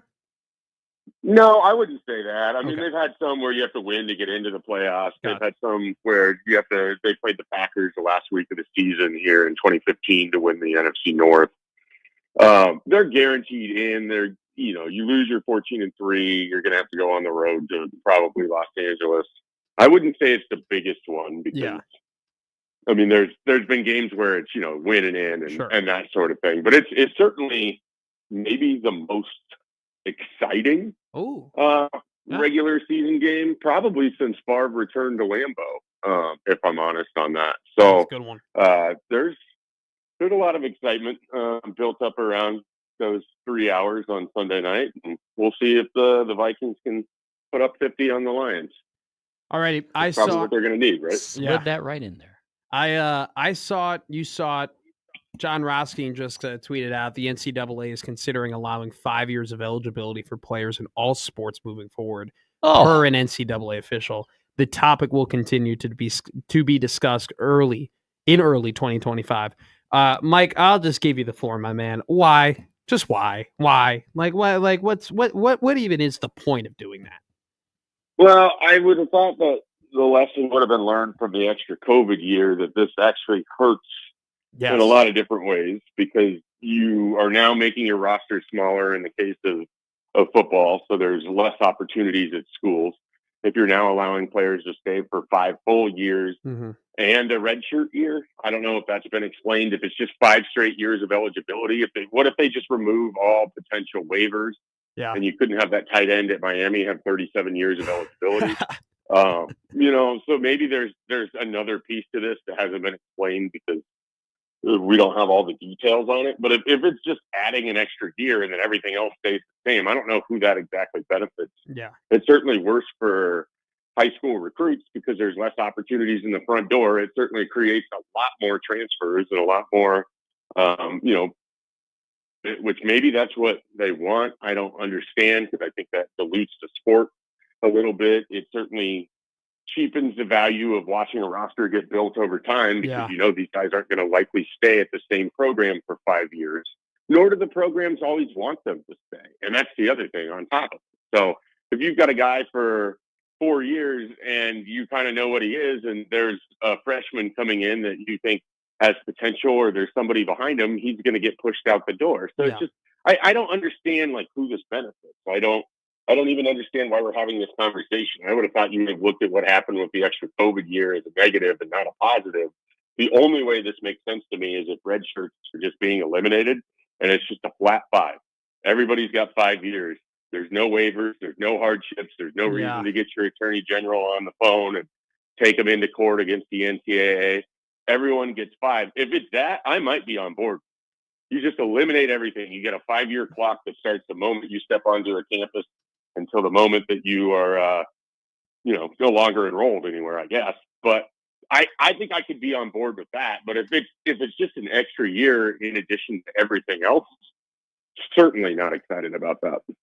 I can't imagine them getting rid of red shirts entirely. I mean, that would just completely change the landscape of college sports. But to be fair, everything in college sports has changed, so I don't think anything is necessarily off the table at this point. But I don't know that red shirts matter anymore, where player movement basically means that a guy having a red shirt just means someone else is getting his last year of his career. Well, that, and as well, there is a little bit of a risk to redshirting now because of the transfer portal, because I know there probably are some players who don't want a red shirt and they're told to redshirt, and then that leaves a sour taste in their mouth, and then they don't play for a year, and then they're like, well, I wanted to play, so I'll just leave, that's another thing too, where coaches potentially could get hesitant. I'm in agreement with you. Once again, I don't, It just says they're considering allowing 5 years of eligibility for players in all sports. If they get rid of the red shirt and it's just a 5-year clock, kind of like they do in baseball, I mean, I know that's like 7 years with the whole arbitration thing or whatever, but if it's just a 5-year clock, I'm on board. If it's just 5, it's stupid. It's dumb. It's, once again, making college sports way too exclusive. The same thing they're doing with the 105 person limit now on rosters, which has basically eliminated walk-ons. Mike, I'm sure you've been in tune with the college football playoff and these, pretty good games that have been happening over the last couple of days. I talked about it a little bit at length, but I want to get your opinion on it. Where do you how far is Nebraska football away from these 4 teams? And where is the biggest gap between Nebraska and these 4 college football playoff teams? I think where's the biggest gap? I mean, it's fascinating because they played Ohio State and they played them close on a day where I don't think they got Ohio State's A effort. They certainly didn't get the Ohio State that vanquished Tennessee and Oregon like they weren't even playing the same sport. But I said this to my father-in-law yesterday. I mean, watching the teams that have advanced in the college football playoff, the area to me where Nebraska would struggle the most if they were in those games is I don't think their offensive line can hold up against what these defensive lines look like that get this far. I mean, you look at what Notre Dame was doing to Georgia's offensive line. You look at what Georgia's offensive line was doing to Notre Dame. You look at what Ohio State's defensive line was doing to Oregon, or Texas's defensive line was doing to Arizona State, or, Penn State has a pretty solid defense. They're probably the team that is most comparable to where Nebraska is, and they've had the draw that's probably the most favorable. So, you could make an argument they're the biggest outlier of the 4 teams that remain. But I think Nebraska's offensive line play has to take a step forward. It's been better, but we also have to remember that it bottomed out in 2021. Like, it couldn't have been worse than it was in 2021. So, yes, it spent 3 years getting better from that point forward. But if you were to have taken Nebraska and stuck it in the college football playoff this year, its offense would have been wrecked from the start, because I just don't know that it could hold up against some of these defensive lines that you're going against, which then tells you defensive line feels like it is really sort of the big piece in college football right now. In addition to, you want to have a good quarterback that can hunt down the field. You want to be able to do this and do that. But I mean, look at the 4 quarterbacks that are remaining.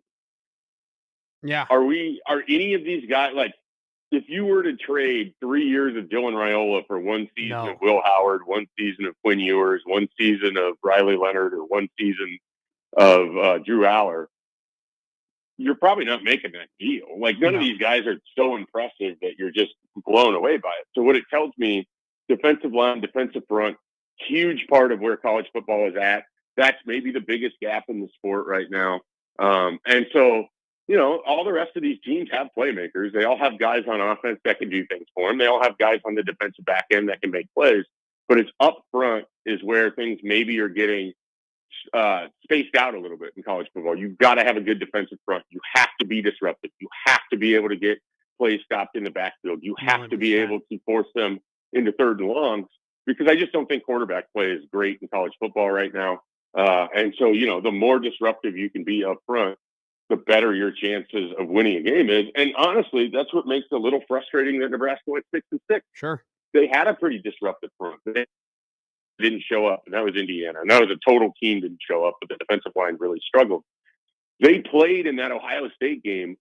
They gave themselves an opportunity to win that Ohio State game against a team that looks like they're going to win the national title, because their defensive line wrecked shop against Ohio State's offensive line. So Nebraska has to continue to invest its resources up front. I think they know that. Mm-hmm. I think it's going to be massively important for Terry Braden or Braden. I don't know how to pronounce it. Yeah, I think we just got to pick a slant there, and I'll just ride with you. Yeah, he has to, kind of have this operation running pretty smoothly. I just think if you're looking as to where you're going to continue to make jumps in college football, if you build a great defensive line, you're going to win football games. They should have won more games this year because of it. Yeah, it's funny. I think they are pretty confident in Terry, and they're confident in Donovan in terms of developing guys, which is maybe why they've gone so deep in recruiting wide receivers and other skill position guys. Let's go back to the O-line. Give me the rundown. Like, they need a transfer portal tackle or a transfer portal interior guy. Like, where are they at this point? What's your confidence that they're going to be able to get it done? Because they've swung and missed a couple times now in this portal cycle. Yeah, this is what's difficult.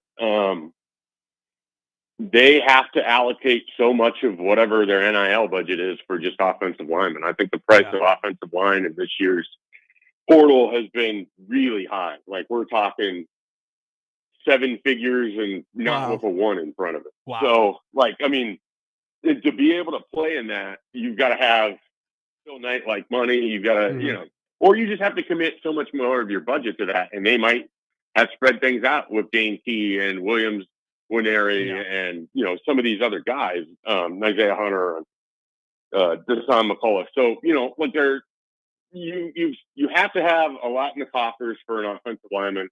I think they're in a good spot for Falmo, the Washington State offensive tackle. I mean, he's the number one guy on their board, I think, and it's Michigan, it's Nebraska, and I think he's going to take a visit to Wake Forest, where his offensive line coach went with Dickert, the coach that left Washington State, to go there. So I think he's going to take that visit. But then it's really going to come down to Nebraska, Michigan, Wake Forest. We'll see if his connections at Nebraska, which is what brought him in for a visit, and if they're able to pony up enough cash. I mean, I hate saying it like that, but this is where we're at. These need to be treated like free agent negotiations. It doesn't mean Nebraska can't close if they're not getting players. It means they're probably getting outbid, or they're being out negotiated, or for whatever reason, someone's choosing a different school. It's just a different thing altogether. We can't really talk about the transfer portal like it's recruiting, because it's really not. I mean, in some cases, these guys aren't even involved in their own negotiations, so they don't even know what's being discussed or why they're going to end up at a school over another. That's because crazy. They put their trust in their representatives. That's crazy. It's just a different vibe all the way around. But Nebraska is certainly going to try to get that tackle. If they don't, then they have to move forward. And you're probably looking at Gunnar Gatula at left tackle. You've got Justin Evans. You have Henry Lutovsky. You have a whole host of interior offensive linemen. Sam Sledge, Preston Taumua. I know they like Gibson Pyle a lot. Bricks in there? And then that right tackle spot, maybe Grant Bricks has to be there right there in year 2. So there's a lot that can certainly change on that front, but it is not easy getting an offensive lineman out of the portal. And I think everyone should have known that going in. I mean, Nebraska's tried for several years, and their best bet was Walter Rouse, who picked them initially before flipping to Oklahoma. And they ended up largely with Micah Mazuka because of prior relationships. And frankly, I don't know that he had a lot of options to go anywhere else. Yeah. Well, so it's just crazy to me. Like, we talk about college football, like it's a little bit like NFL free agency is taking form in our eyes, and the fact that like there are positions that are easily viable, and I think like wide receiver is one of them. Like, off the top of your head, like a lot of wide receivers are moving, and a lot of teams are taking wideouts. But it's like offensive line, it's rare. It's kind of rare to pick up an offensive lineman, and I think that over the next couple of years, teams, and Nebraska included, are going to have to, like you say, properly budget out the NIL and how much money they have in order to go and get what they need. And I think they're having a better understanding of that as time goes on. But at the same time, while they have a better understanding, they're missing out on prospects that they need. All right, we're going to leave you here on this, Mike. Who's going to be the college football playoff national champion? Make your pick. Take your shot. I mean, this flies in the face of the analysis that I heard that you were giving yesterday morning, but I took Notre Dame before the playoffs started. Yeah. I feel good about them getting to the championship game, but the version of Ohio State that has been awoken, that's a really good football team. I think we're going to get Ohio State, Notre Dame. I'm excited about that. I think those are two really good teams. I think Notre Dame's defense would give them an opportunity there, but I just don't know if they could score enough points. So I think it's probably Ohio State, but my pick was Notre Dame, so I'll just stick with that. I'll stick with Notre Dame as the first 12-team college football playoff national champion. I like that. Sticking to your gun. Schaefer, you're the man. Thanks, boss. All right, guys. Have a good one. Yep. Mike Schaefer, 24/7 Sports, Huskers 24/7. Man, myth, legend. Always great. We always get him on, man. He's a man of the people. Oh, man of the people. Pro's pro. Dude's dude. Football guy's football guy. Mike Schaefer. No other way to put it. We got a lot of other football guys. We got Matt Verzal Coming up next, and we'll have Wilson Moore close out one of the last Friday football fiestas. You're listening to Gary Matt here on 1620 The Zone.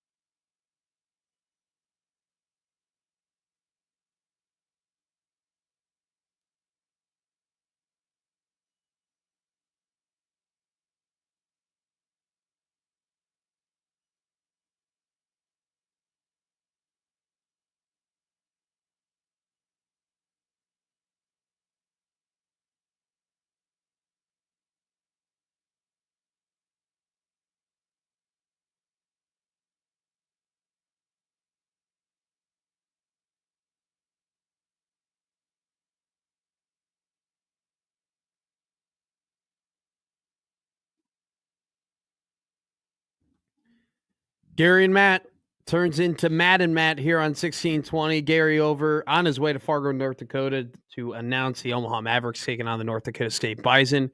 I'm joined by Matt Verzal. Matt, how you doing, my man? Good, bud. How are you? I'm good. It's been a good week of football, good week of rest, good week of holidays. Hope you've enjoyed the same, my man. Look, I've enjoyed this college football playoffs because we've been watching some really, really high quality football teams, right? Ohio State looks incredible. Notre Dame looked really, really good yesterday. Penn State has gotten the job done. And Texas, through a lot of adversity, pulled out a win against an Arizona State team I think we all really underestimated heading into this college football playoff kind of cycle. Matt, you're a champion. You're a national champion. You know what it's like to win. You know what it's like to win championships. I want to ask you this out of curiosity and honestly just learning, like, what do you think are the unique qualities that make championship teams?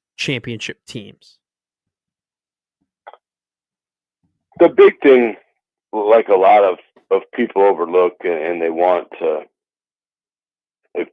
I don't know if it's necessarily poo-poo, but they don't pay enough attention to. But if you look at the common trait in all of these teams, they have a great defense and they are physical on both sides of the ball, right? Like there's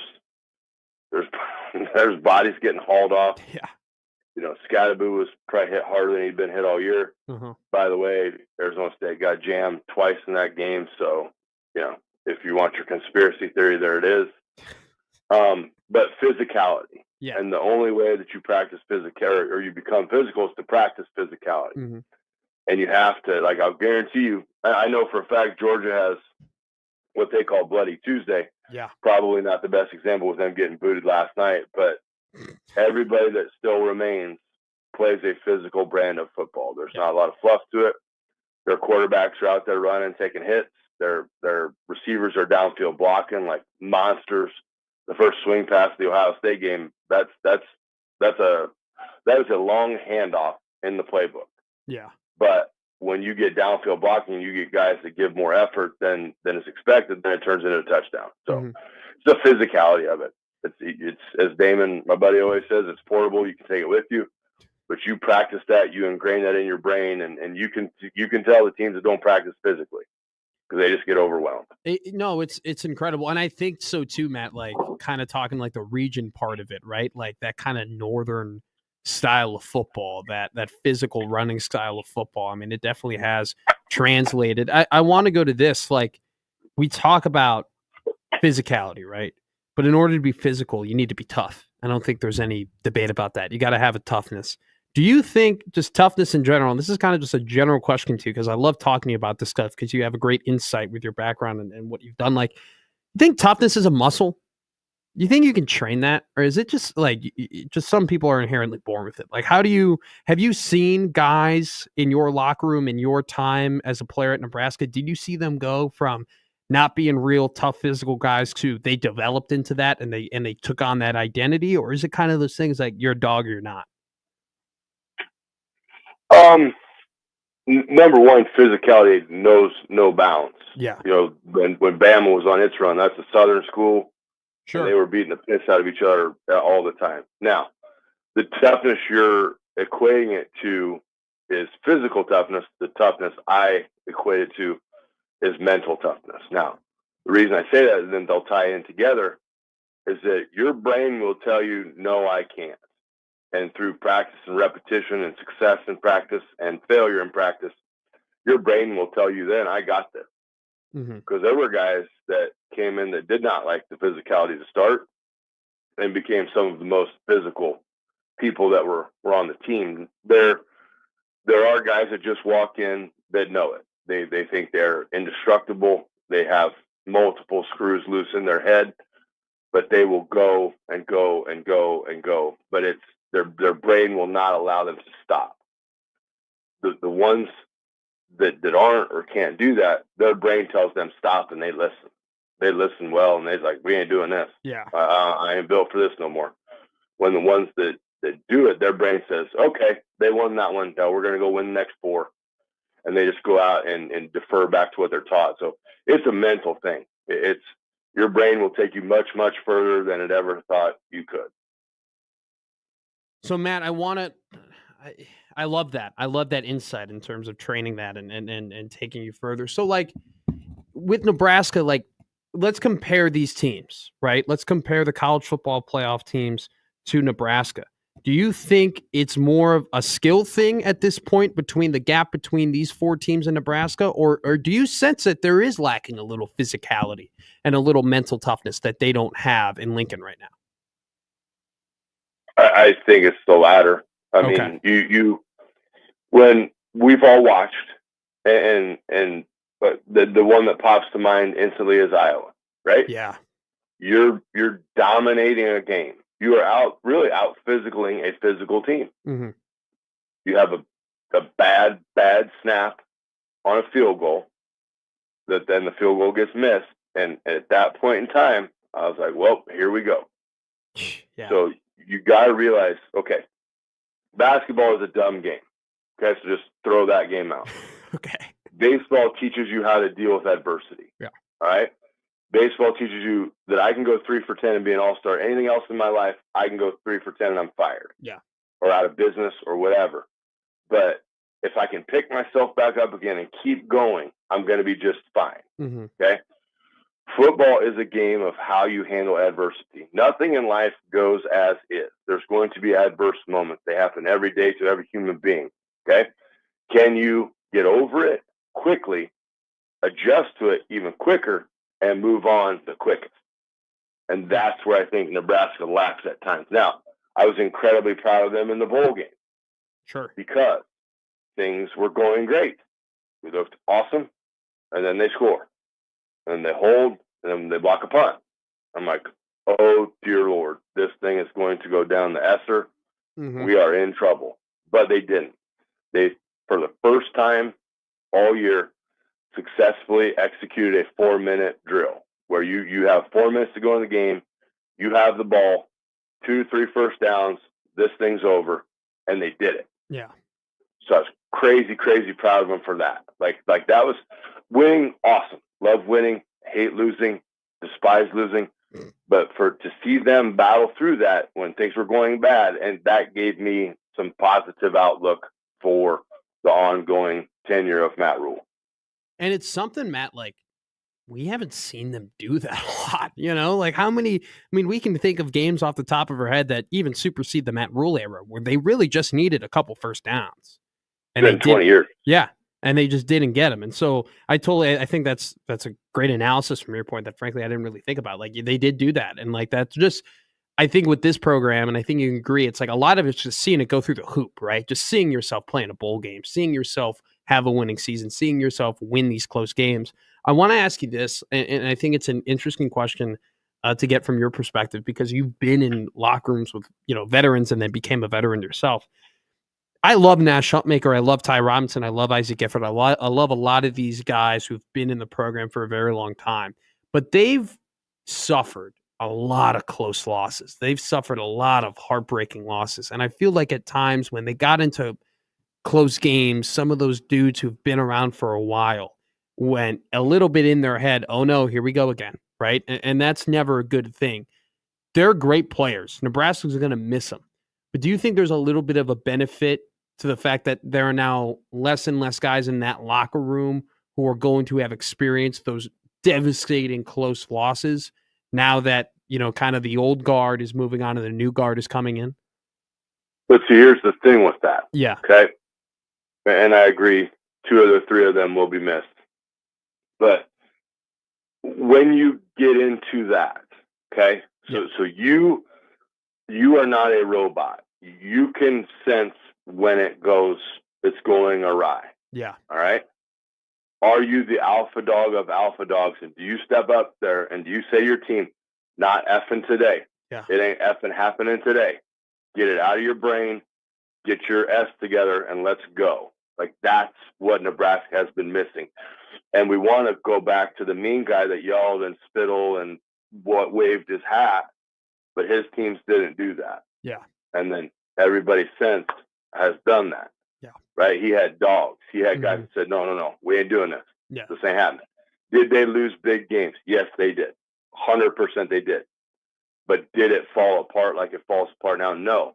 That, to me, shows me there's no true dog in that. There's no wolf in there. Wolves eat dogs. There's no wolf in that locker room that says, this ain't happening. I don't care what side of the ball. I don't care what position. Okay? But there's nobody in there to stop it and say, listen, this is not happening right now. Get it together and let's go. So that's the piece that's missing. The bodies that are there, they did a great job. But to say, oh man, I feel bad for them because this happened, that happened. It's your team. Yeah. Those coaches can't play. Yeah. You're playing. So you have to lead them and you have to do it. That's the missing sauce in there. Is that your coach can defend you all they want. End of the day, you're playing. How come it happened on your watch? Yeah. Do you think wolves make wolves? I think wolves make a pack. Yeah. Right? Yeah. And hey, I grew up and there were wolves fighting to be the pack leader every day. Yeah. And you had to have your head on a swivel because you had no idea where it was coming from. But it was right. And people that want to be successful and want to win and want to do those things are drawn to that. And then they learn from that. And then when it's their time, they're the leader of their pack, which is their room, right? You got the overseer of all, the alpha. And then you got everybody else leading their room. And now you're cooking. And now things like losing to a team you outgained 304-10, that don't happen. No, absolutely not. We'll leave you out on this here, Matt. Like, this generation, and I'm a part of this generation, like, we've been labeled as, soft, and we've been given a lot. Agreed. And there's not a lot of us anymore who have an edge, and that in order to be successful, like, you got to, my generation, we got to be tougher, we got to be more physical, we have to earn stuff and go through adversity. Does it warm your heart a little bit to see that these, at least I'll go ahead and say, does it warm your heart a little bit that all four of these teams in the college football playoff that are standing play with intense speed and physicality and almost an edge in which they don't even care? They play with reckless abandon. Do you love to see that from guys who are part of a generation who is labeled soft? What generation are you? I'm Gen Z. Yeah. Okay. So Charmin soft. I'm trying not to be, Matt. I'm trying not to be. Well, all you got to do though is find a dog around you. Yeah. You ain't ready for wolf yet.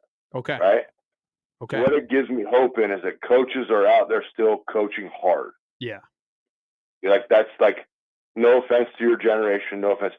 You've been it blows my mind because I work with these kids. I know what they can become. Yeah. I do. But they get extensions on test deadlines that they've missed. Mm-hmm. They get, it's okay, little buddy or little Susie, you can do that again. No, you can't. Yeah. That's not life. You were undisciplined at the start, and now you want to do over, and tell them no, fail them. Yeah. You're going to redshirt your junior year because you don't turn in homework. No child left behind. I get it. I get its purpose, but you created an easy path. You created a whiner. You created something that's like, oh no, give me another try. Try that in the real world. Yeah. You're not gonna be in the real world long. You're gonna be doing something else than what you were doing. Sure. But yes, it gives me great hope that the hard ass coaching and listen, I think 99.9% of the kids that I've ever coached will tell you I am hard on them. Yeah. But one day it will click with them, like, oh, this is why he did that. Mm-hmm. And they come back and they tell me, and that's all I need. I don't need to be their buddy when we're player coach relationship. But when they get to 21 years old and they come down and they redeem their gift card that I give them for 2 slices and a beer when they turn 21 that I gave them at graduation, they say, man, I really didn't like you in high school or for the majority of my high school, but I know what you're doing now, and thank you. That's what it's about. Yeah. So to know that there's still guys out there taking these dudes with this attitude, with this impact, I'm the best, I'm this, I'm that. They break them and then they build them up because these kids are more talented than a lot of guys I've played with. physically. Mentally, yeah, mentally they ain't got it. And so to see these old dogs break them and build them back up, that's why you get the freak athletes you got. Yeah. Matt, you're the man. Seriously, love talking to you. Love getting your insight on this stuff. You're tough as nails, and appreciate everything. We'll see you soon. Okay, my man. See you, boys. All right. Matt Verzal. I mean, how can you not run through a brick wall when you listen to that guy? Like, it's almost impossible. I'm interested in hearing more about the 2 slices and the beer. That's. Oh, can I get that gift card? I'd like that gift card.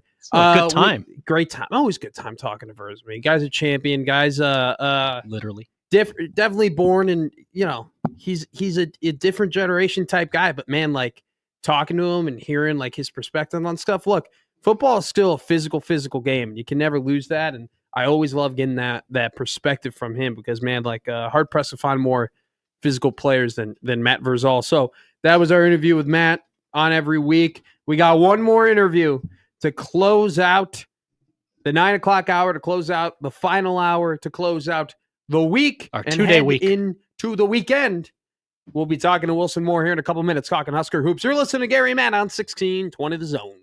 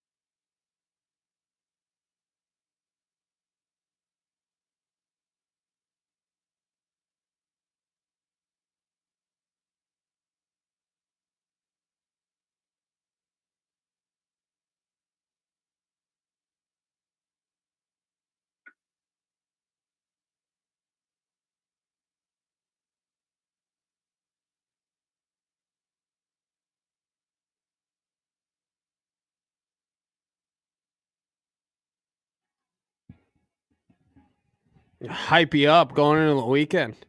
Almost like playing Joker and the Thief out of a timeout at a basketball game. I don't mean to fire up everybody at 10 a.m. or 9:40 rather, but we're going to do that with our guests, calling them up here. Willie Moore, Wilson, how you doing, my man? I'm doing good. Thanks for having me on, guys. Of course, the all-star left fielder for the Jack Mitchell Experience softball team located in Lincoln, joined also LJS writer Wilson Moore joins us here talking about which is the main reason he's on. The main reason he's on, but he's also a great left fielder. Nick Grimm's teammate. Willie Moore, Wilson, big game tomorrow. Nebraska basketball takes on the number 15 overall ranked UCLA Bruins at PBA. How long has it been? Do you know the exact amount of days it's been since Nebraska has lost to a Big Ten team at PBA? Well, since lost to anyone, it was Kraton. Late 2023. It was Kraton was the last game at all. Last Big Ten game. You got to go back to the season before that. I couldn't tell you the exact date, but like spring of the 2022-23 season. It's been a while. It's going to be a crazy, crazy day tomorrow at PBA. I'm sure it's going to be packed to the brim. Like a lot of PBA games are getting packed to the brim now with what Fred Hoiberg and his group have been able to accomplish over the last, almost 2.5 years. It dates back all the way when they had that magical end of the season run after losing Emmanuel Bandamel and Jawan Garrett injury in case it goes off. But this team, it's a big game, Wilson. It's their opportunity for a signature win. I'll just give you kind of a softball here, no pun intended. What do they do to hit it out of the park? I think the biggest thing for Nebraska is ball security. Okay. Nebraska, if there's been one kind of major flaw over the first 13, 14 games this season, they've struggled with turnovers. You saw that in Hawaii, even after they went 3-0. You saw it against Southern the other day. They won by some 30 points and still turned the ball over double-digit times. On the other end, you have UCLA, which is a very opportunistic, aggressive defense that loves to force turnovers, get out in transition. So I think the biggest thing for Nebraska is just going to be taking care of the ball, not giving UCLA those pick sixes, and just valuing possessions, both in not turning it over and then finishing it off on the glass, because UCLA is also a team that can get a lot of rebounds, really get after it on the board. Okay. So big games from Buchten Gel and me are in store is what you're saying. Yeah. I think they're gonna have to be big. They're gonna have to get some rebounds. Buchten Gel going against his former team is kind of a fun subplot to this. Sure. Yeah, we see that all the time nowadays, right, in the portal. Yeah. It just seems like every other week you got another guy playing their former team. So let's dive into this here. You came in, you started reporting on the team beginning of last season, correct? Yep. Okay. So that is when Bryce Williams came into the program. Yeah. Coincidence? What happened? I know Willie brings the big players is what I'm saying, but no, what you've seen him since the beginning. The minute you got here, he was here, and now he is playing at a level that is near Big Ten Player of the Year caliber. How have you seen him grow? How have you seen him mature? What is the difference between the Bryce Williams we're seeing play today and the Bryce Williams that you saw when you first started reporting on this team?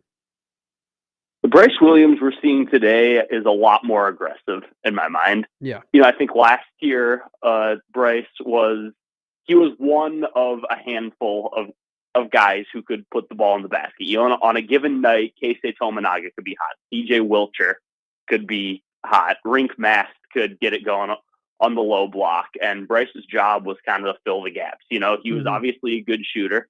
He was to shoot from three when he was open. You saw a little bit of the kind of slashing ability. A lot of times he was Nebraska's sort of emergency valve. The other team scored 8 in a row. The crowd's getting into it. It was clear out for Bryce. Let him get a bucket. And that version of him, that version that kind of stopped the bleeding last year, is who he's been a lot more often this year.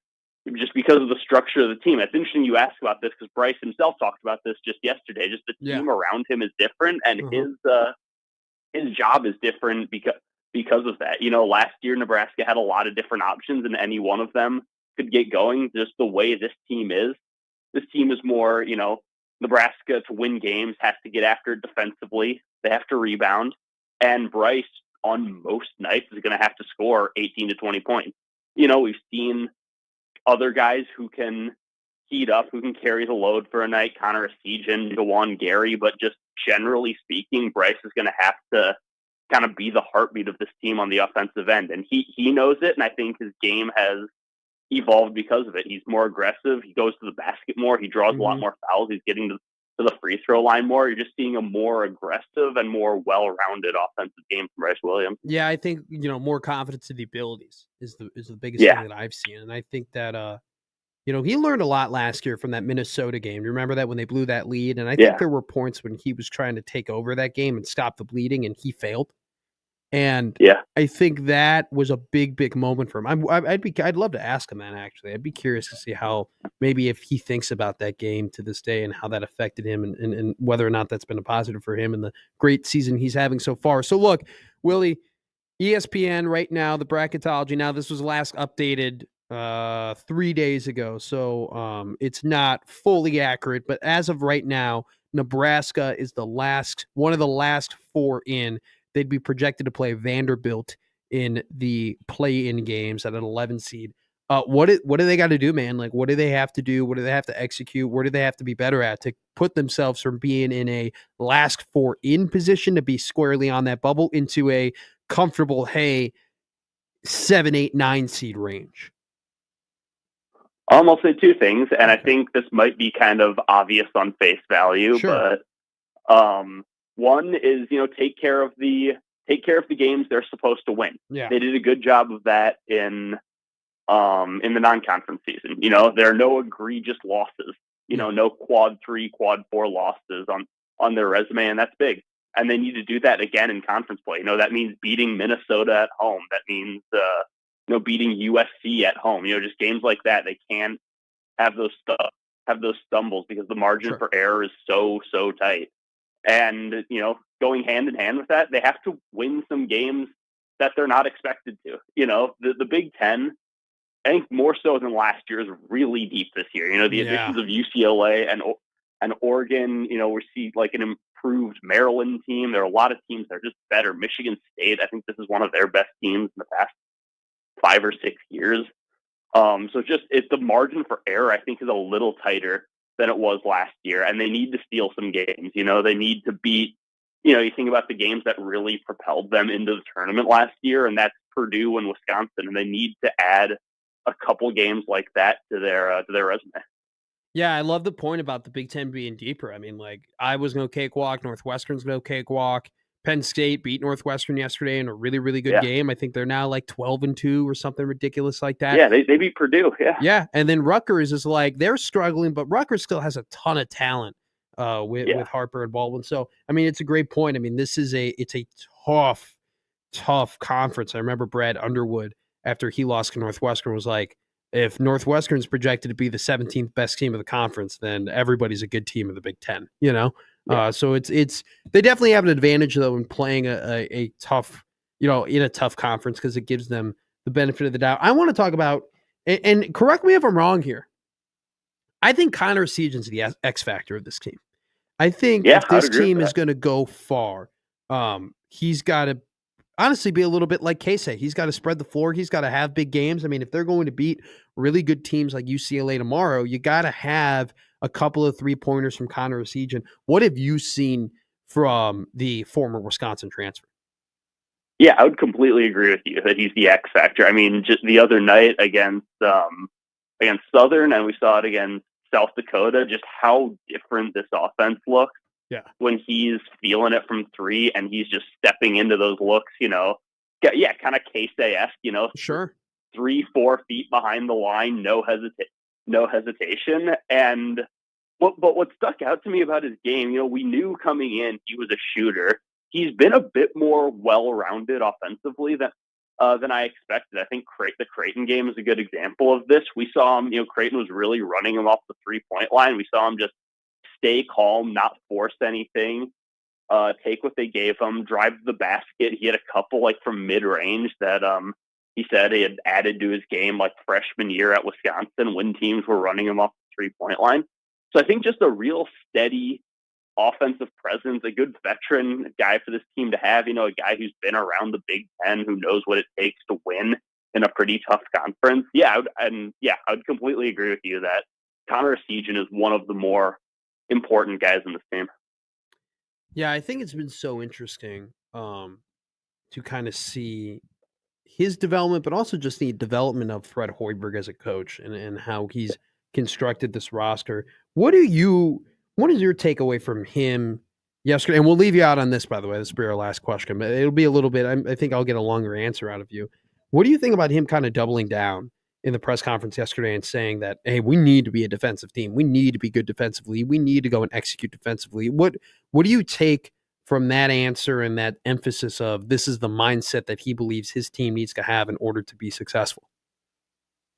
Yeah, I think that's what good coaches do, right? Yeah. You got to be adaptable. If he was trying to run a team that like last year was going to launch 25 3-pointers a game, this team wouldn't win many games. Yeah. So I think Fred Hoiberg deserves credit in that regard for identifying the strengths of the players on this team, identifying the team's collective strengths and adjusting to that, because this team, there is no K-State Tominaga on this team. CJ Wilcher isn't here anymore. This is a team that is bigger and stronger than last year, maybe at some expense of like its shooting ability. And I think we saw that perfectly. I'm going to go back to the Kraton game again, because probably their most impressive win so far this year. That seemed to kind of lay the blueprint of how Nebraska was going to win games. It was going to win by being tough, being physical, being gritty, and it wasn't always going to be the most like aesthetically pleasing thing you've ever seen. So I think Fred identified that and understood that is how Nebraska is going to need to win games. When you have two dudes standing 6'10" or higher, underneath the basket, like that's a good starting point if you're gonna kind of define yourself on rebounding and physicality and defense. How big of an impact do you think assistant coach Nate Losner has had on this team, on this program? Oh yeah, a huge impact. He's the architect of the defense. He came up with it was his game plan that really took Ryan Kalkbrenner out of the game against Kraton. He designed their whole, kind of no middle, sure, doubling the post every time. Yeah, that's all Nate Lenser's brainchild. All right, Willie, you're the best, man. I really appreciate you coming on. Great analysis. I'm sure I'll see you tomorrow at the game. Safe travels and everything. We'll see you soon. All right, my man?